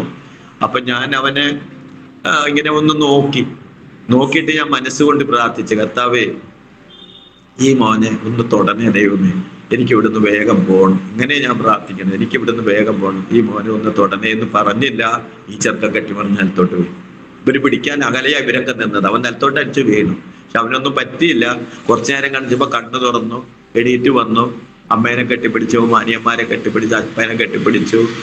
അപ്പൊ പറഞ്ഞു, ഈ ബ്രദർ നിനക്ക് വേണ്ടി പ്രാർത്ഥിച്ചു, നിനക്ക് വല്ലതും അറിയാവാ? അപ്പൊ അവൻ പറഞ്ഞു, എന്തോ പ്രശ്നമാണ് എന്നൊക്കെ പറഞ്ഞു. അങ്ങനെ എന്നെ കാല് തൊട്ട് വന്നിക്കാൻ വന്നു. ഞാൻ പറഞ്ഞു, അതൊന്നും വേണ്ട, അങ്ങനെയൊന്നും പാടില്ല എന്നൊക്കെ പറഞ്ഞു. ഞാനപ്പോ തന്നെ എന്നോട് ഇവര് പറഞ്ഞു ഇവനെ കൊണ്ടക്കോളാൻ പറഞ്ഞു, ഇവനെ നിങ്ങൾ കൊണ്ടക്കോന്ന് പറഞ്ഞു. അങ്ങനെ ഞാൻ പോന്നു. ഈ ജോൺ മർഗീസും എലിസബത്തും എന്ന് പറഞ്ഞ ബോഡബ്രിഡിന്റെ സൂപ്രണ്ടും നാഫഡ് ജനറൽ മാനേജർ, അവര് കർത്താവിന്റെ വേലയും ചെയ്യുന്നുണ്ട്. അവിടെ പോയി ഞാൻ പറഞ്ഞു ഇങ്ങനെയൊക്കെയാണ്, അവരോടാണെല്ലാം ഷെയർ ചെയ്യണം. അവിടെ പോയി പറഞ്ഞപ്പോ അവര് ഇവരുടെ വീട്ടിൽ ഫോളോ അപ്പിന് പോയി. ഇവര് ഫോളോ അപ്പിൽ ചെല്ലണേന്റെ അന്ന് പള്ളിയിൽ നിന്ന് കുരിശും മാതാവും മാലാകന്മാരും ഒക്കെ ആയിട്ട് വന്ന് അവിടെ കൂട്ടായ്മ നടത്തുക. ഇവരവിടെ കയറാൻ പറ്റാണ്ടായി. അപ്പം എനിക്ക് നമുക്ക് ദൈവം, ഞാനിവിടെ ഇങ്ങനെ എഴുതി വെച്ചിട്ടുണ്ട്, ഒന്നും ഞാൻ എടുത്ത് തുറന്ന് വായിച്ചില്ല. എനിക്ക് ലോകത്തോട് പറയാനുള്ളതും വിശ്വാസികളോട് പറയാനുള്ളതും, ഈ കർത്താവിനെ നിഷേധിക്കാൻ ആർക്ക് പറ്റും? ആര് പറയും യേശുവിനെ വേണ്ടാന്ന്? യേശുവിന് വേണ്ടാന്ന് പറയാൻ ഈ ലോകത്ത് ആർക്കും കഴിയില്ല. കാരണം യേശു ആരാണെന്ന് അറിയാത്തത് കൊണ്ടാണ്. യേശുവിനെ ഉപയോഗിക്കുന്നവര് ആ ഉപയോഗിക്കുന്ന തരത്തിൽ യേശുവിനെ പ്രദർശിപ്പിക്കണം. നമ്മുടെ കർത്താവിനെ ഇല്ലാതെ ഈ ലോകത്ത് ആർക്ക് രക്ഷപ്പെടാൻ പറ്റും? എല്ലാവരും അപകടത്തിലാണ്, ആപത്തിലാണ്. ഒന്നാമത് നിത്യതയില്ല, ഈ ലോകത്തിൽ തന്നെ സുരക്ഷിതമില്ല, ഈ ലോകത്തിന്റെ മാതൃകയില്ലാത്ത ജീവിതം, മനുഷ്യത്വം ഇല്ലാത്ത പ്രകൃതം, സ്ത്രീകളോ പുരുഷന്മാരോടുള്ള പരസ്പര ആക്രമണം, ഈ ദുർവാസനകളൊക്കെ മാറാത്തത് യേശുവില്ലാത്തത് കൊണ്ടാണ്. അപ്പൊ ഈ യേശുവിനെ കൊണ്ടേ എല്ലാം സാധിക്കൂ എന്നുള്ളത് ഈ ലോകത്തിന് കൊടുക്കാനാണ് നമ്മളെ വിളിച്ചിരിക്കുന്നത്. പക്ഷേ ചിലപ്പോഴൊക്കെ മുഴുവൻ യേശുവിനെയും കൊണ്ട് നടക്കാറില്ല. മുഴുവൻ യേശു ഉണ്ടെങ്കിലാണ് ഈ പൂർണ്ണ ഹൃദയം, പൂർണ്ണ ശക്തി, പൂർണ്ണാത്മാവ്. ഞാൻ ഇതെല്ലാം എൻ്റെ ഒരു ഇൻട്രൊഡക്ഷൻ പോലെ എഴുതി വെച്ചു. പക്ഷെ ദൈവാത്മാവ് ഇങ്ങനെ അങ്ങ് പോയി. പക്ഷെ ഞാൻ പറയുകയാണ്, ഈ യേശുവിനെ ആർക്കും വേണ്ടാന്ന് വെക്കാൻ പറ്റില്ല. ഈ ലോകത്തിലെ യേശുവില്ലാതെ ആര് വിമർശിച്ചാലും ഇവര് നോക്കുന്ന യേശു ഇവിടുത്തെ ക്രിസ്തീയ സഭകള്, അല്ലെങ്കിൽ ഇവിടുത്തെ ഈ ക്രിസ്ത്യാനികൾ എന്ന് പറഞ്ഞ് ലോകക്കാരെ പോലെ ജീവിക്കുന്നവരെ നോക്കിയിട്ടാണ് ഇവര് യേശുവിന് വിലയിടുന്നത്. ഇവരുടെ അകത്തേക്ക് നോക്കണം, ഇവരുടെ ഉള്ളിലുള്ള ജീവൻ, ഓരോ മനുഷ്യന്റെ ജീവനാണ് യേശു. അത് ഈ മനുഷ്യര് കാണിക്കുന്ന പടവും പ്രതിമയും പ്ലാസ്റ്റിക്കും ഒന്നും അല്ല. ഈ വെളിച്ചം കാണാൻ ശബരിമലയ്ക്ക് വരുന്ന പാവങ്ങള് ഒരു സെക്കൻഡ് വെളിച്ചം കാണാൻ എത്രയോ കഷ്ടത അനുഭവിച്ചിട്ടാണ് വരുന്നത്. ആ വെളിച്ചം അവരുടെ ഉള്ളിൽ തന്നെ ഉണ്ട്, അത് മറഞ്ഞിരിക്കുകയാണ്. ആ യേശുവിനെ തിരിച്ചറിയാനാണ് വിശേഷം.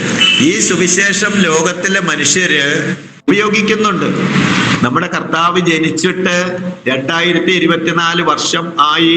ഈ ലോകത്തിലെ എല്ലാ മതസ്ഥരും, ഇവിടുത്തെ മതങ്ങള്, ഹിന്ദുക്കളോ മുസ്ലിങ്ങളോ ക്രിസ്ത്യാനികളോ പാർസികളോ ബുദ്ധന്മാരോ അല്ലെങ്കിൽ ഹമാസോ അറബികളോ എല്ലാവരും യേശുവിനെ അംഗീകരിക്കുകയാണ്. എങ്ങനെ? യേശുവിന്റെ ഡേറ്റ് ഉപയോഗിച്ചാണ് ജനിക്കുന്നതും മരിക്കുന്നതും കല്യാണം കഴിക്കുന്നതും മക്കളെ പഠിപ്പിക്കുന്നതും ചേർക്കുന്നതും വരുന്നതും വീടിന് എല്ലാറ്റിനും യേശു വേണം. ഇന്ന മാസം ഇത്രാം തീയതി ഇന്ന വർഷം എന്ന് പറയണമെന്നുണ്ടെങ്കിൽ യേശു ഇല്ലാതെ പറ്റില്ല. എങ്ങനെ നിഷേധിക്കാൻ പറ്റും? അത് അപ്പോസ്തലനായ പൗലോസ് അഥേനക്കാരോട് പറഞ്ഞു, അവനിലല്ലോ നിങ്ങൾ ചലിക്കുകയും ഇരിക്കുകയും ജീവിക്കുകയും ചെയ്യുന്നത് എന്ന് പറഞ്ഞാൽ രണ്ടു തരത്തിലും. അകത്തെ യേശു എന്നോട് ആ മോള് പറഞ്ഞ പോലെ ജീവനുള്ളത് കൊണ്ടാണ് ചിരിക്കുന്നതും ചിന്തിക്കുന്നതും പറയുന്നതും പ്രവർത്തിക്കുന്നതും. ഈ കലണ്ടർ ഉപയോഗിച്ചാണ് ദൈനംദിന ജീവിതം കടന്നു പോകുന്നത്. രാജ്യം തന്നെ ചലിക്കുന്നത്. രാജ്യം ചലിക്കുന്നത് ഈ യേശുവിന്റെ ജനനത്തിന്റെ ഡേറ്റ് ഉപയോഗിച്ചാണ് രാജ്യം ഇത് നിഷേധിക്കാൻ ആർക്കു പറ്റും? നിങ്ങൾ അറിയാതെ നമസ്കരിക്കുന്ന അജ്ഞാത ദേവൻ തന്നെ ഞാൻ നിങ്ങളോട് പറയുന്ന യേശു എന്ന് പൗലോസ് പറഞ്ഞതുപോലെ ഇവരാരെയാണോ വിളിക്കുന്നത് ദൈവമേ എന്ന് ആ ആളിനെയാണ് ഈ പരിചയപ്പെടുത്തുന്നത്. ഇത് മതം ആറ്റം അല്ല. എൻ്റെ പേര് നാദേശ്വരൻ എന്നാണ് ഇപ്പോഴും എൻ്റെ റെക്കോർഡ്സ് അല്ല. MR Nadeshwaran, Manikyamangalath house, son of NB Raghavan. പക്ഷേ മാറിയത് ഞാൻ പണ്ടുണ്ടായിരുന്ന എൻ്റെ പ്രവണതകളാണ് മാറിപ്പോയത്. ഇപ്പോ എന്നെ ഒരുപാട് വിഷമങ്ങളുണ്ട്. എനിക്ക് കേസ് കൊടുക്കാവുന്ന ഒരുപാട് പ്രശ്നങ്ങളുണ്ട്. പക്ഷെ ഞാനൊന്നും കേസ് കൊടുക്കില്ല. എനിക്ക് നിരപരാധിയാണെന്ന് തെളിയിക്കാനുള്ള കുറെ കാര്യങ്ങളുണ്ട്. ഞാൻ എൻ്റെ നിരപരാധിത്വം തെളിയിക്കാറില്ല. നമ്മുടെ കർത്താവ് നിരപരാധിത്വം തെളിയിച്ചത് ഉയർത്തെഴുന്നേറ്റിട്ടാണ്. ഇതുപോലെ എനിക്കൊരു ദിവസമുണ്ട് എൻ്റെ നിരപരാധിത്വം എൻ്റെ കർത്താവ് വെളിപ്പെടുത്തും. എൻ്റെ നിരപരാധിത്വം ഞാൻ വെളിപ്പെടുത്താൻ പോയാൽ നടക്കില്ല. ഇതുപോലെ നമ്മുടെ കർത്താവ് മാറ്റിയെടുക്കുകയാണ് ചെയ്യണത്. ഓടിപ്പോയി കേസ് കൊടുക്കുകയല്ല. എൻ്റെ മോൾക്കൊരു പ്രശ്നം ഉണ്ടായി. ആ പ്രശ്നത്തില് എൻ്റെ മോളോട് ഒരാൾ പറഞ്ഞു നേരെ CBI വനിതാ കമ്മീഷനിൽ പോകാൻ. അപ്പൊ എൻ്റെ മോള് പറഞ്ഞു അങ്ങനെയാണോ കർത്താവ് പറഞ്ഞിരിക്കുന്നതെന്ന്. വലിയൊരാളോട് എൻ്റെ മോള് ചോദിച്ചത്. അങ്ങനെയാണോ കർത്താവ് പറഞ്ഞത്? അങ്ങനെ പോകാനാണ് പിന്നെ നമുക്ക് കർത്താവ്. എന്റെ മോൾ അന്ന് 23 വയസ്സുള്ള മോള് പറഞ്ഞത്. ഞാൻ പറഞ്ഞത്, നമ്മുടെ കർത്താവ് ശത്രുക്കളെ സ്നേഹിക്കും, ഉപദ്രവിക്കുന്നവർക്ക് വേണ്ടി പ്രാർത്ഥിപ്പിൻ, നിങ്ങളെ ശപിക്കുന്നവരെ അനുഗ്രഹിപ്പിൻ, തിന്മയ്ക്ക് പകരം തിന്മ ചെയ്യരുത്, ശത്രുവിനെ വിശക്കുന്നെങ്കിൽ ഭക്ഷണം കൊടുപ്പിൻ. ഇതെന്താ തമാശയാണോ? ഇതൊക്കെ ആൾക്കാർ തമാശയ്ക്ക് പറയും. സുവിശേഷം പറയാൻ ചെല്ലുമ്പോഴൊക്കെ തമാശയ്ക്കൊക്കെ പറയാറുണ്ട്. ഇത് ലോകത്ത് എല്ലാ കോടതികളും അഡ്വക്കേറ്റും ജഡ്ജി എല്ലാം എന്തിനു വേണ്ടിയാ വെച്ചിരിക്കുന്നത്? ഈ പറഞ്ഞ പോലെ അനീതിയെ ഉന്മൂലനാശം ചെയ്യാൻ, അനീതി ഇല്ലാതെ നീതിയെ കൊണ്ടുവരാനാണ് ഈ കോടതിയും പോലീസും എല്ലാം വെച്ചിരിക്കുന്നത്. പക്ഷേ അവിടൊക്കെ പരാജയമാണ്. അവരുടെ ആ പീനൽ കോഡ് തന്നെയാണ് നമ്മുടെ യേശു പറഞ്ഞതാണ്, ശത്രുക്കളെ സ്നേഹിക്കുക, ഉപദ്രവിക്കുന്നവർക്ക് വേണ്ടി പ്രാർത്ഥിക്കുക, നിങ്ങളുടെ ഉടുപ്പ് ചോദിക്കുന്നവന് പുതപ്പും കൂടെ കൊടുക്കുക. ഇതൊക്കെ എന്താ തെറ്റായി കാണാനുള്ളത്? എന്റെ കർത്താവല്ലാതെ ഈ ലോകത്ത് ആരാ ദൈവമായിട്ടുള്ളത്? പക്ഷേ യേശുവിനെ എല്ലാവർക്കും വേണം. യേശുവിനെ എല്ലാവർക്കും വേണം. എല്ലാവർക്കും യേശുവില്ലാതെ പറ്റില്ല. ഓരോ തലമുറ ഈ ലോകത്തുനിന്ന് തീർന്നോണ്ടിരിക്കുകയാണ്. ഒരു 75-80 വർഷമാകുമ്പോഴേക്കും ഒരു ജനറേഷൻ കഴിഞ്ഞ ഒരു അടുത്ത ജനറേഷൻ അവസാനിച്ചിരിക്കുക. ഈ പോകുന്നവരെല്ലാം ക്രിസ്തുവിനെ അറിയാതെ പോയിട്ട് അവര് മോക്ഷത്തിൽ ചെന്ന് ചേരുന്നു എന്ന് പറഞ്ഞിട്ട് മോക്ഷത്തിലേക്കല്ല പോകുന്നതെന്ന് അവരെ ബോധ്യപ്പെടുത്തുന്ന നമ്മുടെ ദൈവം, നമ്മുടെ ദൈവത്തിന്റെ സുവിശേഷം. നോർത്ത് ഇന്ത്യയില് ഈ ആൾക്കാരുടെ കൈയും കാലും എല്ലാം തല്ലി ഒടിച്ചത് കൊണ്ട് സുവിശേഷം ഇല്ലാതെയായി പോകും. യേശുവിന്റെ ജനനം മരണം അടക്കം ഉയർത്തെഴുന്നേൽപ്പ് എന്ന് പറയുന്ന 2024 എന്ന് പറയുന്ന ആത്മീക ദിവസങ്ങൾ, ദൈവിക ദിവസങ്ങൾ പാസ് ചെയ്തുകൊണ്ടിരിക്കുകയാണ്. ഇതിനെ ആർക്ക് തുടച്ചു നീക്കാൻ പറ്റും? ഇപ്പൊ അടുത്തൊരു ദിവസം കണ്ടു, ഒരു കൈ 15 അടിച്ചിട്ട് ഇരുമ്പ് വടി കൊണ്ട്, 2 കൈ ഒരു 15 പീസായി കാണും ഒടിഞ്ഞിട്ട്, വിട്ടുപോകുന്നില്ല, അടിച്ചടിച്ചടിച്ച് പീസാക്കി. കാലും അതുപോലെ തന്നെ, ആ 2 കാലും 2 കൈയും അടിച്ചൊതുക്കി. എന്താ കാരണം? അവരുടെ ഭക്തിക്ക് അവരുടെ ദൈവത്തെ പ്രസാദിപ്പിക്കാൻ വേണ്ടി അവർ ചെയ്യാണ്. പക്ഷേ അവര് ദൈവം പ്രസാദിക്കുന്നില്ല എന്നവരറിയുന്നില്ല. അവര് വിളിക്കുന്ന ദൈവം പ്രസാദിക്കുന്നില്ല. അവര് വിളിക്കുന്നത് ആരെയാണ്? അവര് ദൈവമേന്ന് വിളിച്ച് പലതിനെയും വെച്ചോണ്ട് വിളിക്കുന്നുണ്ടെങ്കിലും ആ വിളി കേൾക്കുന്നയാള് ദൈവമാണ്. ആ ദൈവത്തിനെ തിരിച്ചറിയാനുള്ള അവസരം അവര് അടികൊണ്ട് തടുക്കുകയാണ്. അപ്പൊ ഞാന് ദൈവം തന്റെ ഭക്തന്മാരെ ഉറപ്പിച്ചു. അപ്പോസ്തലപ്രവൃത്തി 1-ാം അധ്യായം 2-ാം വാക്യം തൊട്ട് ഇങ്ങനെ പഠിക്കുമ്പോ, അവൻ 40 രാവും അവൻ കഷ്ടം അനുഭവിച്ച ശേഷം 40 രാവും 40 പകലും താൻ ജീവിച്ചിരിക്കുന്നു എന്ന് അനേകം ദൃഷ്ടാന്തങ്ങളാൽ അവർക്ക് കാണിച്ചു കൊടുത്തു. ഒരു ഭക്തന്റെ ജീവിതത്തിൽ കർത്താവ് ഉറപ്പിക്കും. കർത്താവിനെ അറിഞ്ഞ ഓരോ അപ്പോസ്തലന്മാരെ ദൈവം ഉറപ്പിച്ചു. അപ്പോസ്തലന്മാര് മുഖാന്തരം ഇന്ന് കാണുന്ന ഈ ക്രൈസ്തവ ലോകം, നാമധേയമായിക്കോട്ടെ ദൈവസഭയായിക്കോട്ടെ, ഈ ക്രൈസ്തവ ലോകത്തിൽ ദൈവം ഉപയോഗിച്ചവര് ദൈവം ഉറപ്പിച്ചിറക്കി. അതുകൊണ്ട് ഈ കാലഘട്ടത്തിലും ദൈവം ഉറപ്പിച്ച ഓരോ വ്യക്തിയും ദൈവത്തിന് വേണ്ടി ജീവിക്കും. അവരുടെ ശരീരത്തിലെ ഒടിവുകള് അവർ നിസ്സാരമായി കാണും. പിതാക്കന്മാര് ചെയ്ത മാതൃകയെല്ലാം ഒരു ജീവൻ വേണ്ട എന്ന് വെച്ചു. ജീവൻ കളഞ്ഞാൽ അത് കിട്ടും എന്ന്, എന്റെ നാമനിമിത്തം നിങ്ങൾ ജീവനെ കളഞ്ഞാൽ അത് കിട്ടുമെന്ന് ദൈവം പറഞ്ഞിട്ടുണ്ട്. Price the Lord, hallelujah. അപ്പൊ എനിക്ക് അങ്ങനെ ജ്ഞാനപ്പെട്ടു, കർത്താവിന്റെ വേല ചെയ്തു, സഭകൾ ഉണ്ടാക്കി, അനേക ഇടങ്ങളിൽ ഞാൻ ഇരുന്ന് വർക്ക് ചെയ്ത് സഭകൾ ഉണ്ടാക്കി, ഞാൻ അനേക ആത്മാക്കളെ നേടി. ഞാനിപ്പം ഈ വരുന്ന ദിവസം വയനാട് എന്ന പറയുന്ന ഒരു സ്ഥലത്തേക്ക് കർത്താവിന്റെ വേലയോടനുബന്ധിച്ച് ഞാൻ പോവാണ്. ഞാൻ ഇത്രയും നാളും പ്രാർത്ഥിച്ചതുപോലെ തന്നെ ദൈവം എനിക്ക് പ്രായമായി, ഞാൻ കർത്താവിനോട് പറയാണ്, എനിക്ക് മരിക്കുന്നത് വരെ സുവിശേഷ വേല ചെയ്യണം, മരിക്കുന്നവരെ വരെ എനിക്ക് ഫ്രീ ആകരുത്, എനിക്ക് പ്രാർത്ഥിക്കണം. അപ്പം ഒരാൾ എന്നെ വിളിച്ചിരിക്കുകയാണ് ഒരു സഭ ആരംഭിക്കാൻ വേണ്ടിയിട്ട്. ഒരു സഭ ആരംഭിക്കാൻ കുറച്ച് ദിവസം കൂടെ ഇരുന്ന് പ്രാർത്ഥിക്കാനും പ്രവർത്തിക്കാനും വിളിച്ചിരിക്കുക. എനിക്ക് സന്തോഷം ആയി തീർന്നു. ആ മോള് പറഞ്ഞ പോലെ തന്നെ എന്റെ ജീവിതത്തിൽ യേശുവിനെ പ്രസംഗിക്കുമെന്ന് ആ മോള് പറഞ്ഞു. ഉണങ്ങി ഇപ്പം വെയിലത്ത് വെച്ച് ഉണക്കി പൊടിച്ച് പാത്രത്തിൽ വെക്കാവുന്ന പരുവത്തിലിരുന്ന ഞാൻ ഇന്ന് ഇത്രേ ആത്മാക്കളെ നേടി. Price the Lord. എനിക്ക് ഭയങ്കര സന്തോഷമാണ്. ഏതൊരു കൂട്ടായ്മ ചെന്നാലും ഞാൻ വിശ്വാസിക്കൊണ്ടുവന്ന് ഞാൻ സുവിശേഷം അറിയിച്ച ഒരാൾ അവിടെ ഉണ്ടാവും. Price the Lord. ഒരു ദൈവം ഇല്ല എന്ന് പറഞ്ഞ സംഘടനയിലെ ഒരു 3-4 പേരെ ദൈവസന്നിധിയിൽ കൊണ്ടുവരാനുള്ള ഭാഗ്യം തന്നു. ഒരു സ്ട്രോങ് ആയിട്ട് വാദിച്ച ആൾക്കാര്. ദൈവം എനിക്ക് ഭാഗ്യം തന്നു. Price the Lord. ആ മോള് പറഞ്ഞ പോലെ എൻ്റെ 2 പെൺകുഞ്ഞുങ്ങളെ വിവാഹം കഴിച്ചു. 2 ഭർത്താക്കന്മാരും ബൈബിൾ സ്കൂളിൽ പഠിച്ചവരാണ്. 2 പേർക്കും കൂടെ 3 ആൺകുട്ടികളെ 1 പെൺകുട്ടീനെയും കൊടുത്ത് മൂത്ത കൊച്ചുമോൻ 21 വയസ്സായി. ഇളയ 2 അതിൻ്റെ താഴെ 2 പേർക്ക് 18 വയസ്സായി. ഒരാൾക്ക് 13 വയസ്സായി. അപ്പം ആ മോള് പറഞ്ഞതെല്ലാം സംഭവിച്ചു. Price the Lord. ആ മോളെ ദൈവം എൻ്റെ അടുത്ത് അയച്ചു. ആ മോള് പകർന്നു തന്ന സുവിശേഷ അതിന്റെ ടേസ്റ്റ്, അതുപോലെ കൽപ്പണിക്കാരനായ ജോസേട്ടൻ എനിക്ക് പറഞ്ഞു തന്ന ആ ദൈവത്തിന്റെ ആ ഭയങ്കര സ്ട്രോങ് ആയിരുന്നു അദ്ദേഹത്തിന്റെ വാക്കുകൾ.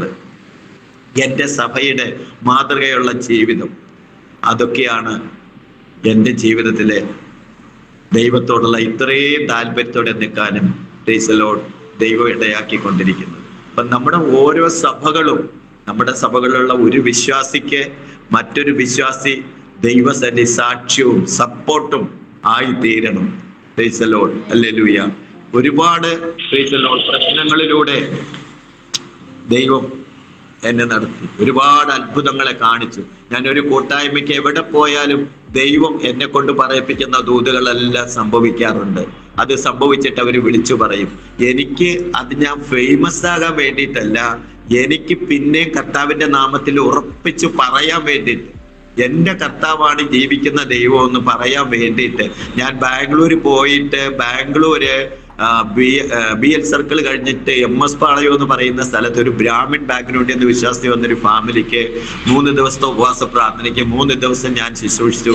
ഒരു ദിവസം ദൈവം എനിക്ക് 2 കാര്യങ്ങൾ വെളിപ്പെടുത്തി. 2 കാര്യവും സംഭവിച്ചു. ആ വീട്ടുകാർക്കും കുറച്ചും കൂടി ഉറപ്പായി, എനിക്കും വിശ്വാസത്തിൽ ഉറപ്പായി. ഞാൻ ട്രെയിനിൽ യാത്ര ചെയ്യുമ്പോൾ, ഞാൻ ട്രെയിനിലിരുന്ന് പ്രാർത്ഥിക്കണ കണ്ടപ്പോൾ എതിർദിശയിലിരുന്ന ഒരു സഹോദരി എന്നോട് ഞാൻ ഇറങ്ങുന്ന സമയത്ത് രാത്രി പ്രാർത്ഥിച്ചു, ഭക്ഷണം കഴിച്ചിട്ട് പ്രാർത്ഥിച്ചു, സന്ധ്യയ്ക്ക് കയറുമ്പം പ്രാർത്ഥിച്ചു, ഇറങ്ങുന്ന സമയത്ത് പ്രാർത്ഥിച്ചു, എല്ലാം ശ്രദ്ധിച്ചിരുന്നിട്ട് എന്നോട് പറഞ്ഞു, പ്രാർത്ഥിക്കുന്ന ബ്രദറാണല്ലേ? ഞാൻ പറഞ്ഞു അതെ, എനിക്കൊരു വിഷയം പ്രാർത്ഥിക്കാനുണ്ട്. ഞാൻ ചോദിച്ചെന്താ? എന്നോട് പറഞ്ഞു, ബ്രദറെ, എൻ്റെ മോള് കല്യാണം കഴിഞ്ഞിട്ട് 4 വർഷമായി, കുട്ടികളില്ല. മരുമകൻ ഈ മാസം തന്നെ ഗൾഫിൽ പോകും, പിന്നെ 3-4 കൊല്ലം കഴിഞ്ഞേ വരുള്ളൂ. എനിക്ക് 2 പെൺകുഞ്ഞുങ്ങളാണ്. അതുകൊണ്ട് എനിക്ക് എൻ്റെ മോൾക്കൊരു കുഞ്ഞുങ്ങളെ കാണണമെന്ന് ആഗ്രഹമുണ്ട്. ബ്രദർ പ്രാർത്ഥിക്കണം കേട്ടോ, അവൾക്ക് കുഞ്ഞുങ്ങളെ കൊടുക്കാൻ. ഞാൻ പറഞ്ഞു ഓക്കെ, ഞാൻ അപ്പൊ തന്നെ അവിടെ നിന്ന് ഡ്രസ്സ് മാറി നിന്ന് അങ്ങ് പ്രാർത്ഥിച്ചു. ഞാൻ പ്രാർത്ഥിച്ചുകൊണ്ടിരിക്കുമ്പോൾ ദൈവം എനിക്ക് ദർശനം കാണിച്ചു, 2 ആൺകുഞ്ഞുങ്ങളെ കാണിച്ചു. ഞാൻ പറഞ്ഞു, സിസ്റ്ററെ 2 ആൺകുട്ടികളാ ജനിക്കാൻ പോണേ. അപ്പൊ അവര് പറഞ്ഞു, അയ്യോ ബ്രദറെ, എൻ്റെ മോള് ചെറുപ്പാണ്.